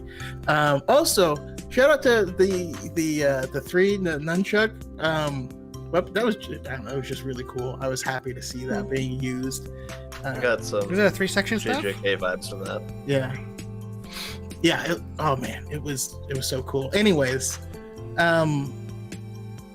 that moment on the bridge where Ultra sides with the Empire, that broke my heart. Because like this whole time you're like, okay, the dad's gonna be a dick, and the two sisters are gonna have to like stand up. But this shows like both sides of the conflict, and what she says isn't wrong.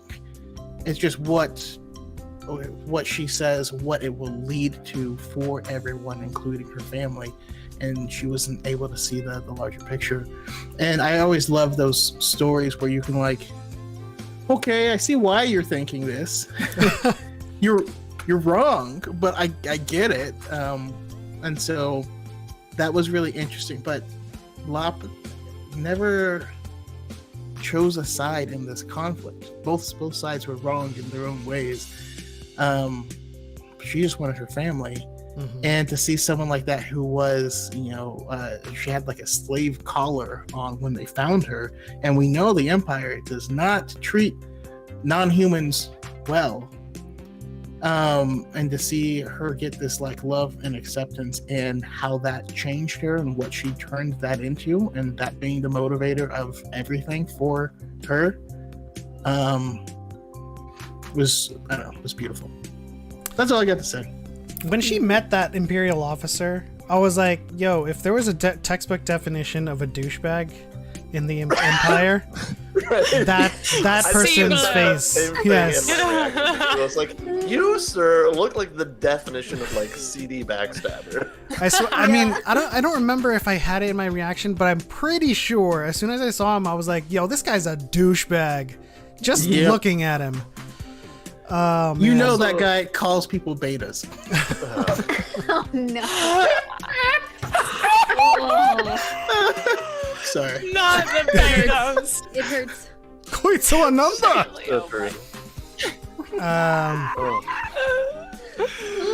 I saw Also the moment when she bites her Sorry, when she bites her own Victoria. thumb to like paint the red on her eyes. Oh yeah. I was like, oh, that's intense. I'm just That's not sanitary. Wait, what? Was that his voice? I told Dareda. What do you want, douchebag? Yeah. Yeah. And then we'll talk about this in the wrap up after Akakiri. But certainly the ending of all of these episodes, including up to Lapa no Cho, is, open for more. We didn't get closure. So, before we go into that, our last but certainly not least, Akakiri, another one by Science Saru, which is the most unique, I think, animation style. Thoughts on the Akakiri? I did not get to this one. I'm gonna just lay it out there. You can cancel me now. But I didn't get it. Wow. What? This show doesn't cancel. Goodbye. I'm just closing the laptop now. But I mean, yeah, we can I speak in didn't make it. abstracts about it if you don't want to be spoiled. No, I I do not mind being spoiled. I don't remember spoilers anyways. Like, somebody could be like, did Same. you know that Darth Vader is Anakin Skywalker? And I'd be like, yeah, I totally heard that. But yeah, auditory processing is not my jam. So you're fine.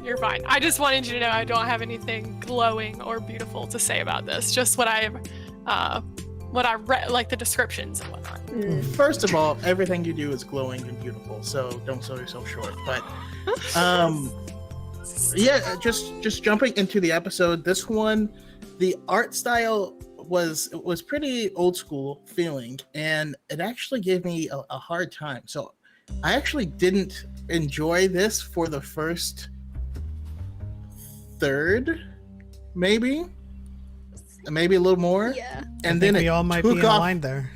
It took off like a rocket at the end. It was like, Yeah. what just happened? Yeah. What did you just do? I feel like that. I mean, I feel completely the exact same on that, but that this was the one that I actually hadn't seen or heard anything about. So I was like, oh wait, what is this one? Like, I haven't seen any like stills from it or anything. So the art style was a little jarring at first, specifically like with the character design, I think. But by the end of it, like the first part of it, I was just confused and like curious.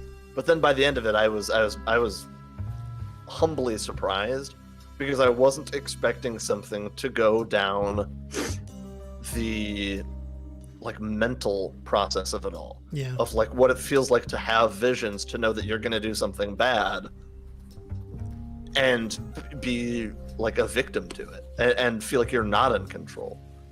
And just that whole thought process of like, I don't have a choice. Like, I know this is wrong. I know I shouldn't. I know this is the dark side, but I don't have a choice, because this is and just see how crippling that was intense. Like, I wasn't really expecting it to get this meta and deep into just like the like human psyche of it all. But yeah, this was one I wasn't expecting. I feel like I say that a lot, but yeah, it threw me for sure. I specifically need Julia Christine's analysis of this, because I got Obatine vibes for sure in this. See, yeah, that's what I know about it, is that it's forbidden love. Yeah. Yeah. I agree with pretty much everybody here. If you're if you came to the conclusion that this one was the most unique animation style, it was also the most difficult to get used to, because it's not something that you're typically used to. I mean, like, I saw Toby and I was like, okay, it's kind of like that Astro Boy vibe, but this one is an animation style I have not seen before, if ever. And I was very, very intrigued by just the way they were portraying a lot of things. Like the backdrop of red on the Darksider, just in totality, was a pretty cool way to go about things. Like outside of the Darksider, everything was like almost pitch black, like in terms of like environment, like as a third person looking in. And just seeing, instead of motion blur lightsabers, like they had trails in their style. So it was very, very interesting. The subject matter also very, very compelling, because like this is a story that we're very, very used to right now. What do you do? How far do you go for the one that you love? And you know, this is kind of like Anakin 3.0. It's like I think the end of The Godfather of like, never ask me about my business, and you're like, oh no. I think I know what the art style of the characters reminds me of. It reminds me a lot of the character design for the characters in Wind Waker for Zelda, if anybody's familiar with that. I loved Wind Waker. Yeah, the characters look very similar to that from my memory. Yeah. But X-Core says it's more mature animation style of Lupin. I mean, yeah, that also I kind of it's felt that. similar, but I'm still familiar with Lupin, you know? So, I mean, it's still pretty different. Mhm. Shaylee, did you go already? No, but I don't have a ton to say. Just this one I didn't really like. I was like, not into it. Like, I liked it, but it wasn't speaking to me like the others up until the last literal, like, few minutes. Scene. And I was like, oh my god, this is crazy. And, like, literally one of my notes that I wrote is, oh, that's dark. Like, that's a dark one. Yeah. Like, it got dark. I was, like, shocked. I was like, this is scary. It was actually scary. Like, I was so surprised. Especially as like the last one of the lineup too. Like, what a note to end it on at like 5 a.m. when I finished this. I was like, it already is like such a haze of an intro to it, and kind of throughout like with like some of the memory flashbacks and stuff like that, or like the vision flashbacks. Yeah. So part of it, I was like, am I this tired that like a lot of this isn't really piecing together, and then it all kind of pieces together at the end, and I'm like, I don't know how to feel, but I need to sleep. I mean, now that we are like in the wrap up stages, I'm gonna open up the discussion to the whole of Visions, trailing off and building off of our discussion of Akakiri. The endings, like, let's just anything is on the table in terms of what you want to talk about, but we'll start off with how do you want shows? Do you want season 2, part 2s of any of these episodes? Like, there has to be a reason that all of these stories ended so open-endedly like that. So the floor is yours for the wrap up. I mean, Visions. What's the impact that it left on you? In fact, I will narrow it down for you just to make it a little bit easier. If you had to choose one episode that launched a show from it, which episode would that be? And I'll go first since it's simple. I would definitely love a show with La Pinocho, because like we saw that she never saved her sister. Her sister ran away, and I was like, okay, what the hell's gonna happen next? So, next time on Dragon Ball Z. Lop and Ocho! Ocho has run away from Lop. Lop has a scouter. Okay. You guys are on. That was very good. But also, let's talk about her scouter. The little carrot on it was adorable. I saw it. I literally paused the show and rewound to take pictures of it because I was like, That's so cute. I had one fear with Visions, and it came true.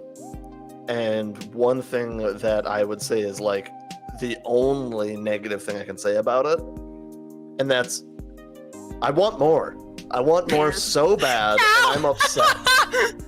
I'm like legitimately angry that every single one of these left off where I'm like, I need more. It can't just be 13 minutes. It can't just be 20. Like, I need more. Every single one. I'm like actually upset. I'm like, I knew it was gonna happen. I had a feeling that there's gonna be so many that left off on a cliffhanger that I'm like, I need more. And kudos to them for doing this, because I feel like doing this in each episode,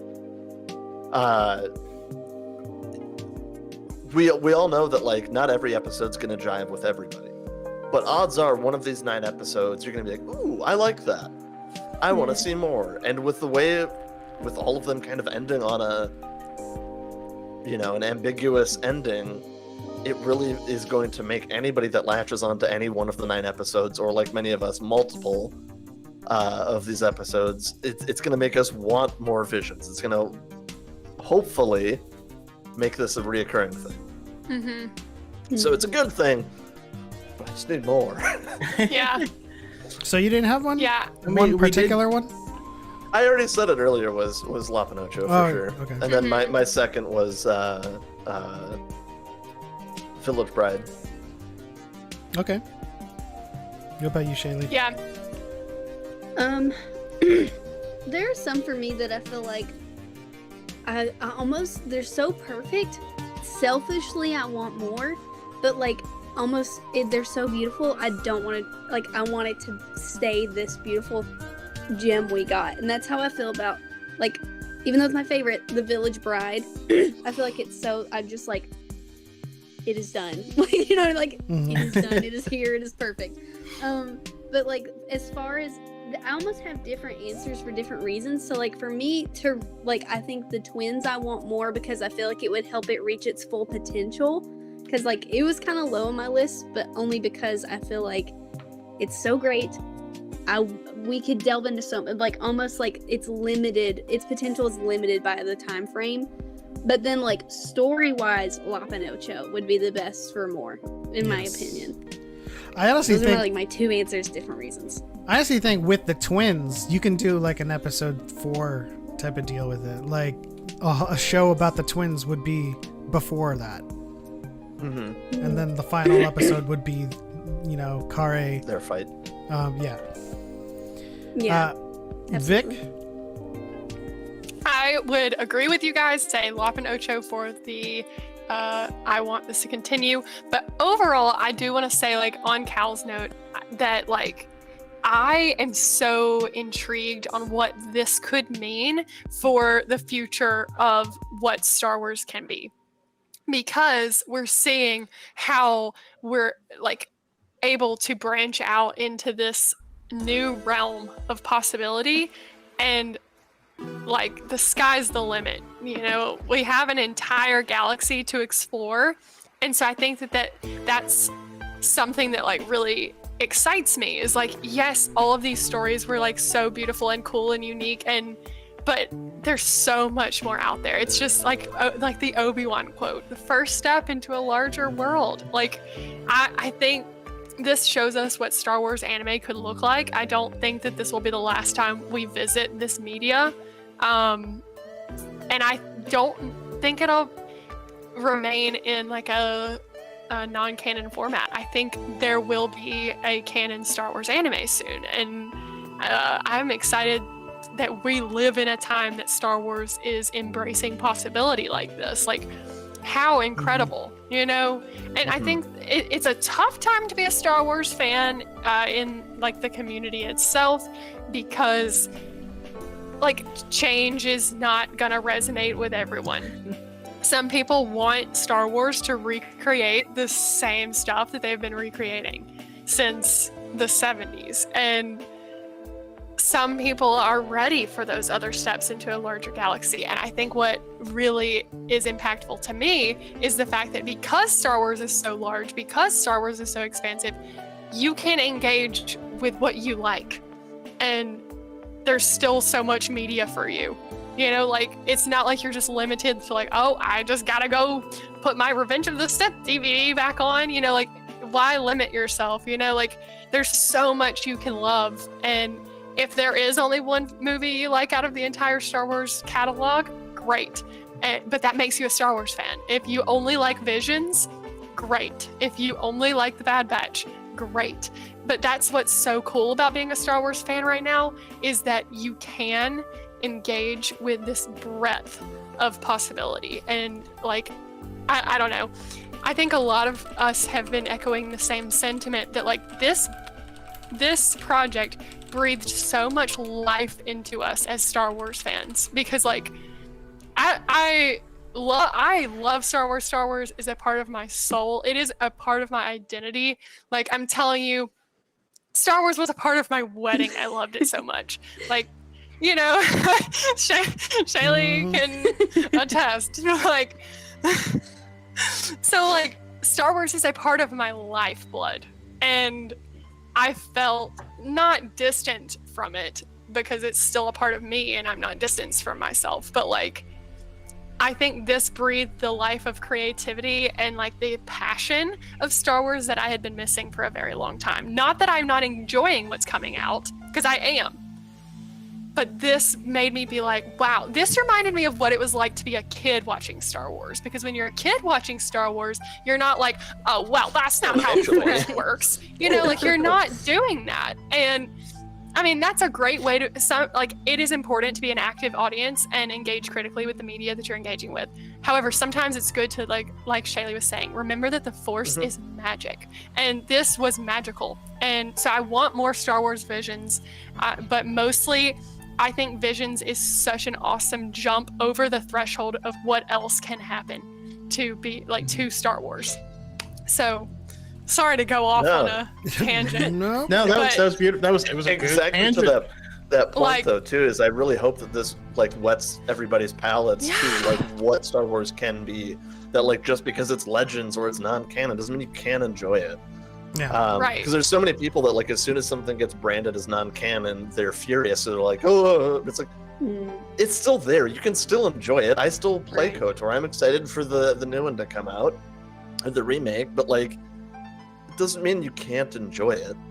And I think that hopefully this shows a lot of people that like just because it's non-canon and just because, you know, sometimes it's a little, you know, to the nth degree and extreme doesn't mean you can't enjoy it. And doesn't mean it's not fun. And that's why I think like one of the ones that I very much so liked and I kind of wanted to keep it in its own little nutshell, like Shaylee was saying, was the Toby one. Because for me, that completely encapsulates what it felt like to be a kid. It was just fantasizing all of this stuff, and daydreaming about it, and wanting to pretend to be a part of it all and stuff like that. And the more people that we get to share that with, the better. And when we get projects like this that diversify Star Wars and bring, you know, anime fans into Star Wars, it just makes something that we can all relate to. To Vic's point, like I have a Star Wars tattoo. It's literally inked into my body how much I love this. So for me, it's something that like the more friends that I can make just because they know Star Wars and can recognize it, and it's amazing. So I don't know why we would ever want to quash that and, you know, stick to your same, you know, 3 movies that you want to watch on repeat. It's like, no. Let's get more views, more mindsets, more perspectives, and more stories, just so we can have more friends. Yeah. You know, I don't know. I feel like Japanese culture doesn't belong in Star Wars. Hey, Pep, can you take Choco out of the stream? Relax. I kept seeing. Podcast over. I kept seeing that take all these places. You're like, So bad. are you kidding? Do you Where not have you know been? where Like- we come from? This is Like, This Jedi follow the Bushido code. Like they are wearing samurai robes. I don't know how to. Yeah. My favorite rebuttal is probably Brooke's video. oh Did you yeah, guys? So good. Brooke nailed it.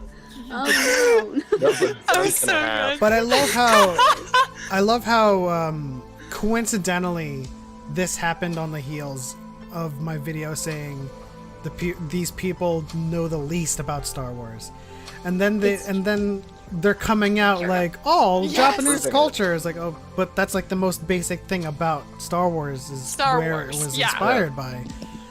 Uh-huh. George So- Lucas thought he was going to have to buy the rights to Hidden Fortress because A New Hope was so similar. Exactly. I love that. Yeah. I'll have some Yeah. people but- even acknowledge it, but they'll try to downplay it. They're like, "Oh, but it's just a small influence." I'm like, "No, it's like." No. Yeah. It is the lifeblood of Star Wars. It's take all of that, but then put it in space and have lasers, and then we're Yeah. there. I think, Eh. like, sorry, go ahead. No, you go ahead. I was just gonna say, like, something that I have had to, like, grow with is the sentiment that, like, there is no rationalizing with irrational people. And that is, like, how I feel about that conversation. Like, so what? I guess I just don't understand it. Like, there's nothing in my brain. Like, I'm a rational person, and so I can't wrap my my brain around that irrational thought.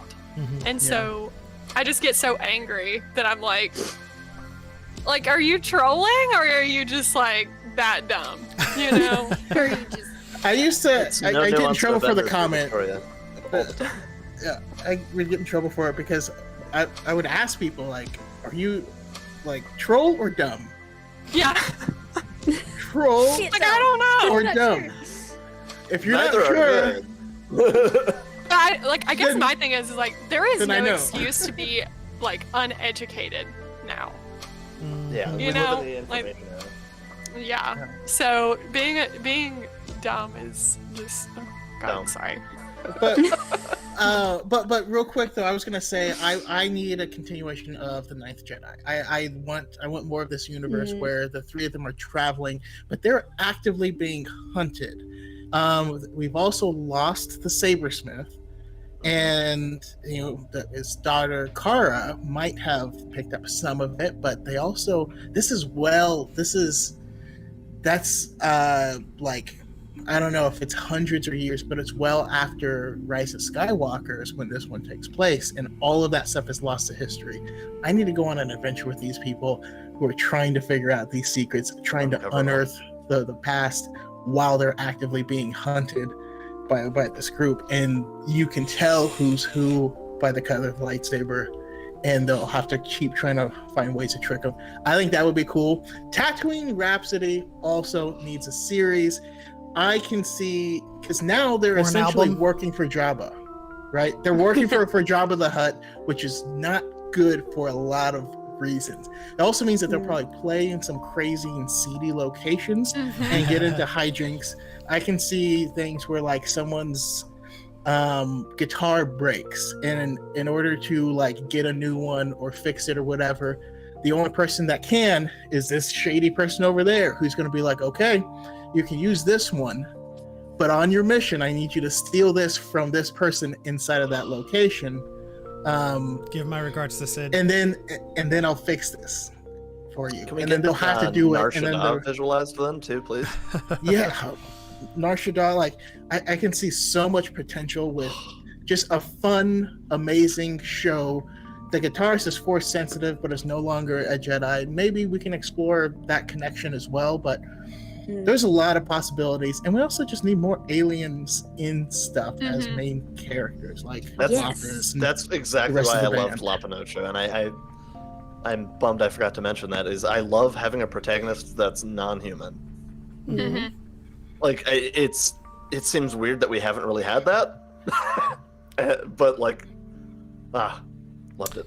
Shout out to Lord Dago Veyre. Let's Thank you for tuning go. in. Hey. Woo! I totally think that Visions is a backdoor pilot. I really do. They have the canon series Forces of Destiny is something that makes me feel like they're exploring how anime does as a storytelling medium, at least for Star Wars, and they've proven that it is very viable, like 200%. Yeah. And we if- also just got our first original manga. yeah. Yep. I need to pick that up. And, you know, if not a show for one of these episodes, we're going to definitely see a season 2 where there's a part 2 of each of these episodes.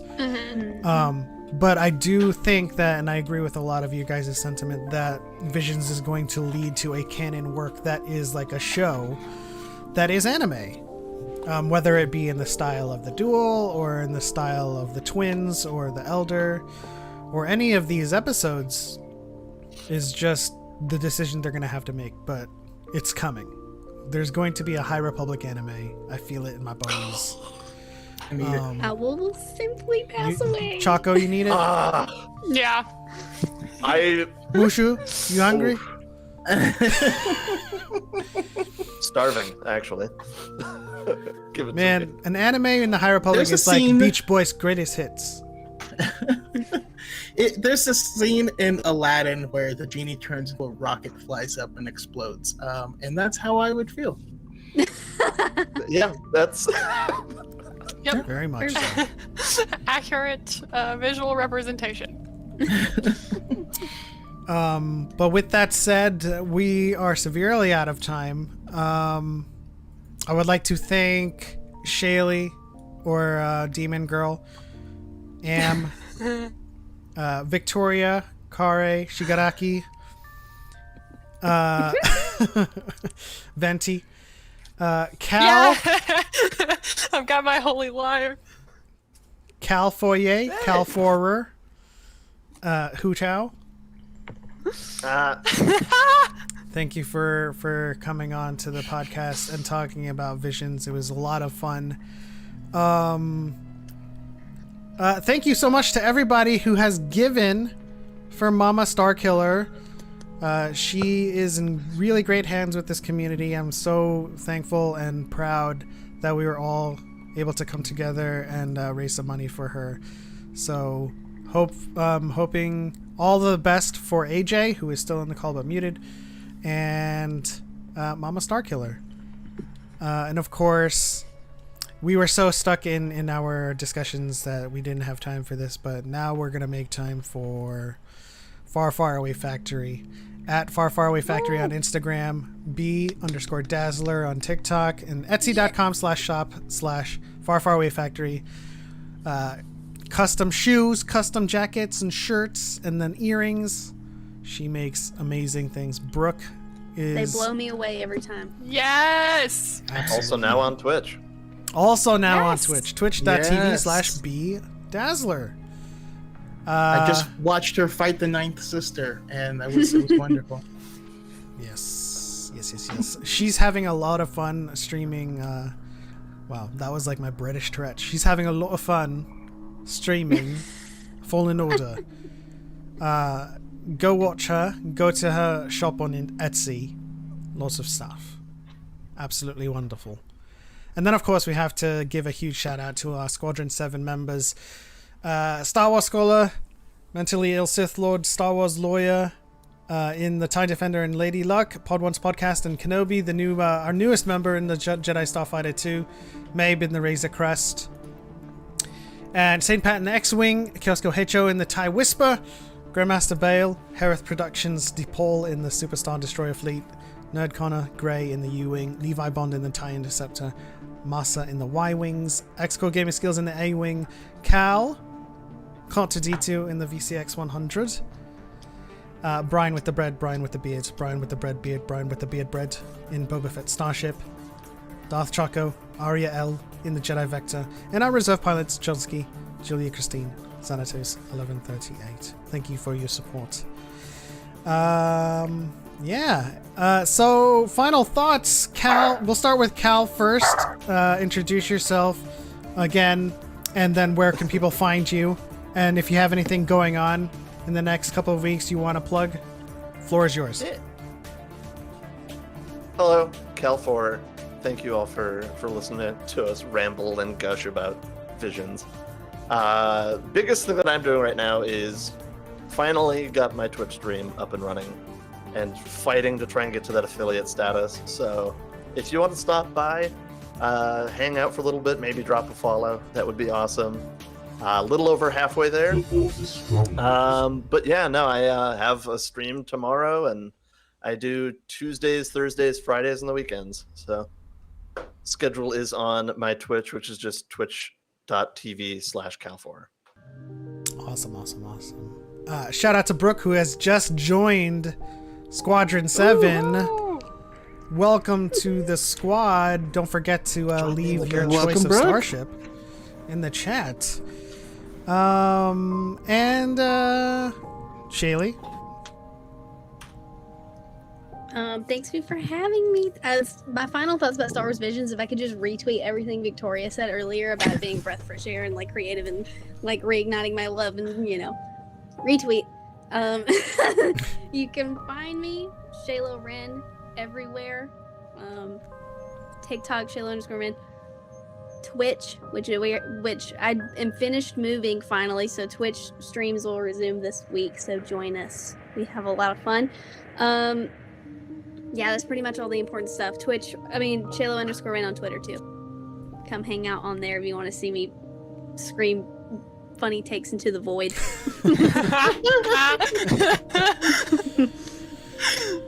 And Shigaraki-kun. Hello. Hello. It's Victoria, y'all, on everything except Twitter, but I will get the courage to ask them for their handle one day. Do it. One day. But anywho, I love this community so much, and how exciting was it to talk about Star Wars Visions, like a groundbreaking Star Wars anime. Like I keep like being funny about it, me like Star Wars anime, but like it really is so exciting to see. Yeah, and so I don't know, it just like is such an exciting thing, but it is always an honor to be on Dyad and to hang out with y'all. It is like the highlight. I swear. I always look forward to it. So I'm honored. So thank you for that. I want to say, what am I doing in the next few weeks? Oh, I'm having a birthday on Tuesday. So if you want to, like, I don't know, give me like words of affirmation on any of my social media channels and be nice to me, that'd be great. Send me your wish list. September babies are the best. Yes, they are. So happy birthday to you too. But yeah, so I am right now, my content on TikTok is branching between analysis and cosplay sometimes, a little bit of fun here and there, but yeah, I am very, very excited to post like a little collaboration that I've been working on. And I have some Star Wars Visions analysis videos on deck, as well as a new Vader something that's coming out soon. But I'm excited about everything. And then I've got a big move coming up. My husband just got a job, and so life is happening really big and fast. And so, yeah, like a different job. And so life is just exciting and moving, and but yeah, so It's Victoria Y'all will no longer be in the Y'all South, but I will still be It's Victoria Y'all. But yeah, love you guys. I appreciate it so much. It's an absolute pleasure to have you guys on. As always, our series regulars, Shaylee, Victoria, Cal. It's always a blast to have you guys on. And with that said, I want you guys to help Choco come up with a sign out personally for himself, because I've come up with one, and I have one for him potentially, but I just forgot it. I was about to say, you have to share yours. No, okay, I got it. Okay, so thank you guys, everyone in the chat, for tuning in and showing your love and support for Mama Star Killer. That is the end of this episode of Dyad in the Force. I am Element 7, your lore keeper, your lore master to learn Star Wars faster. Choco is your lore keeper, eloquent speaker. Yeah! That is the end. On to the next one. For light and life, we are all the Republic. may the Force be with you.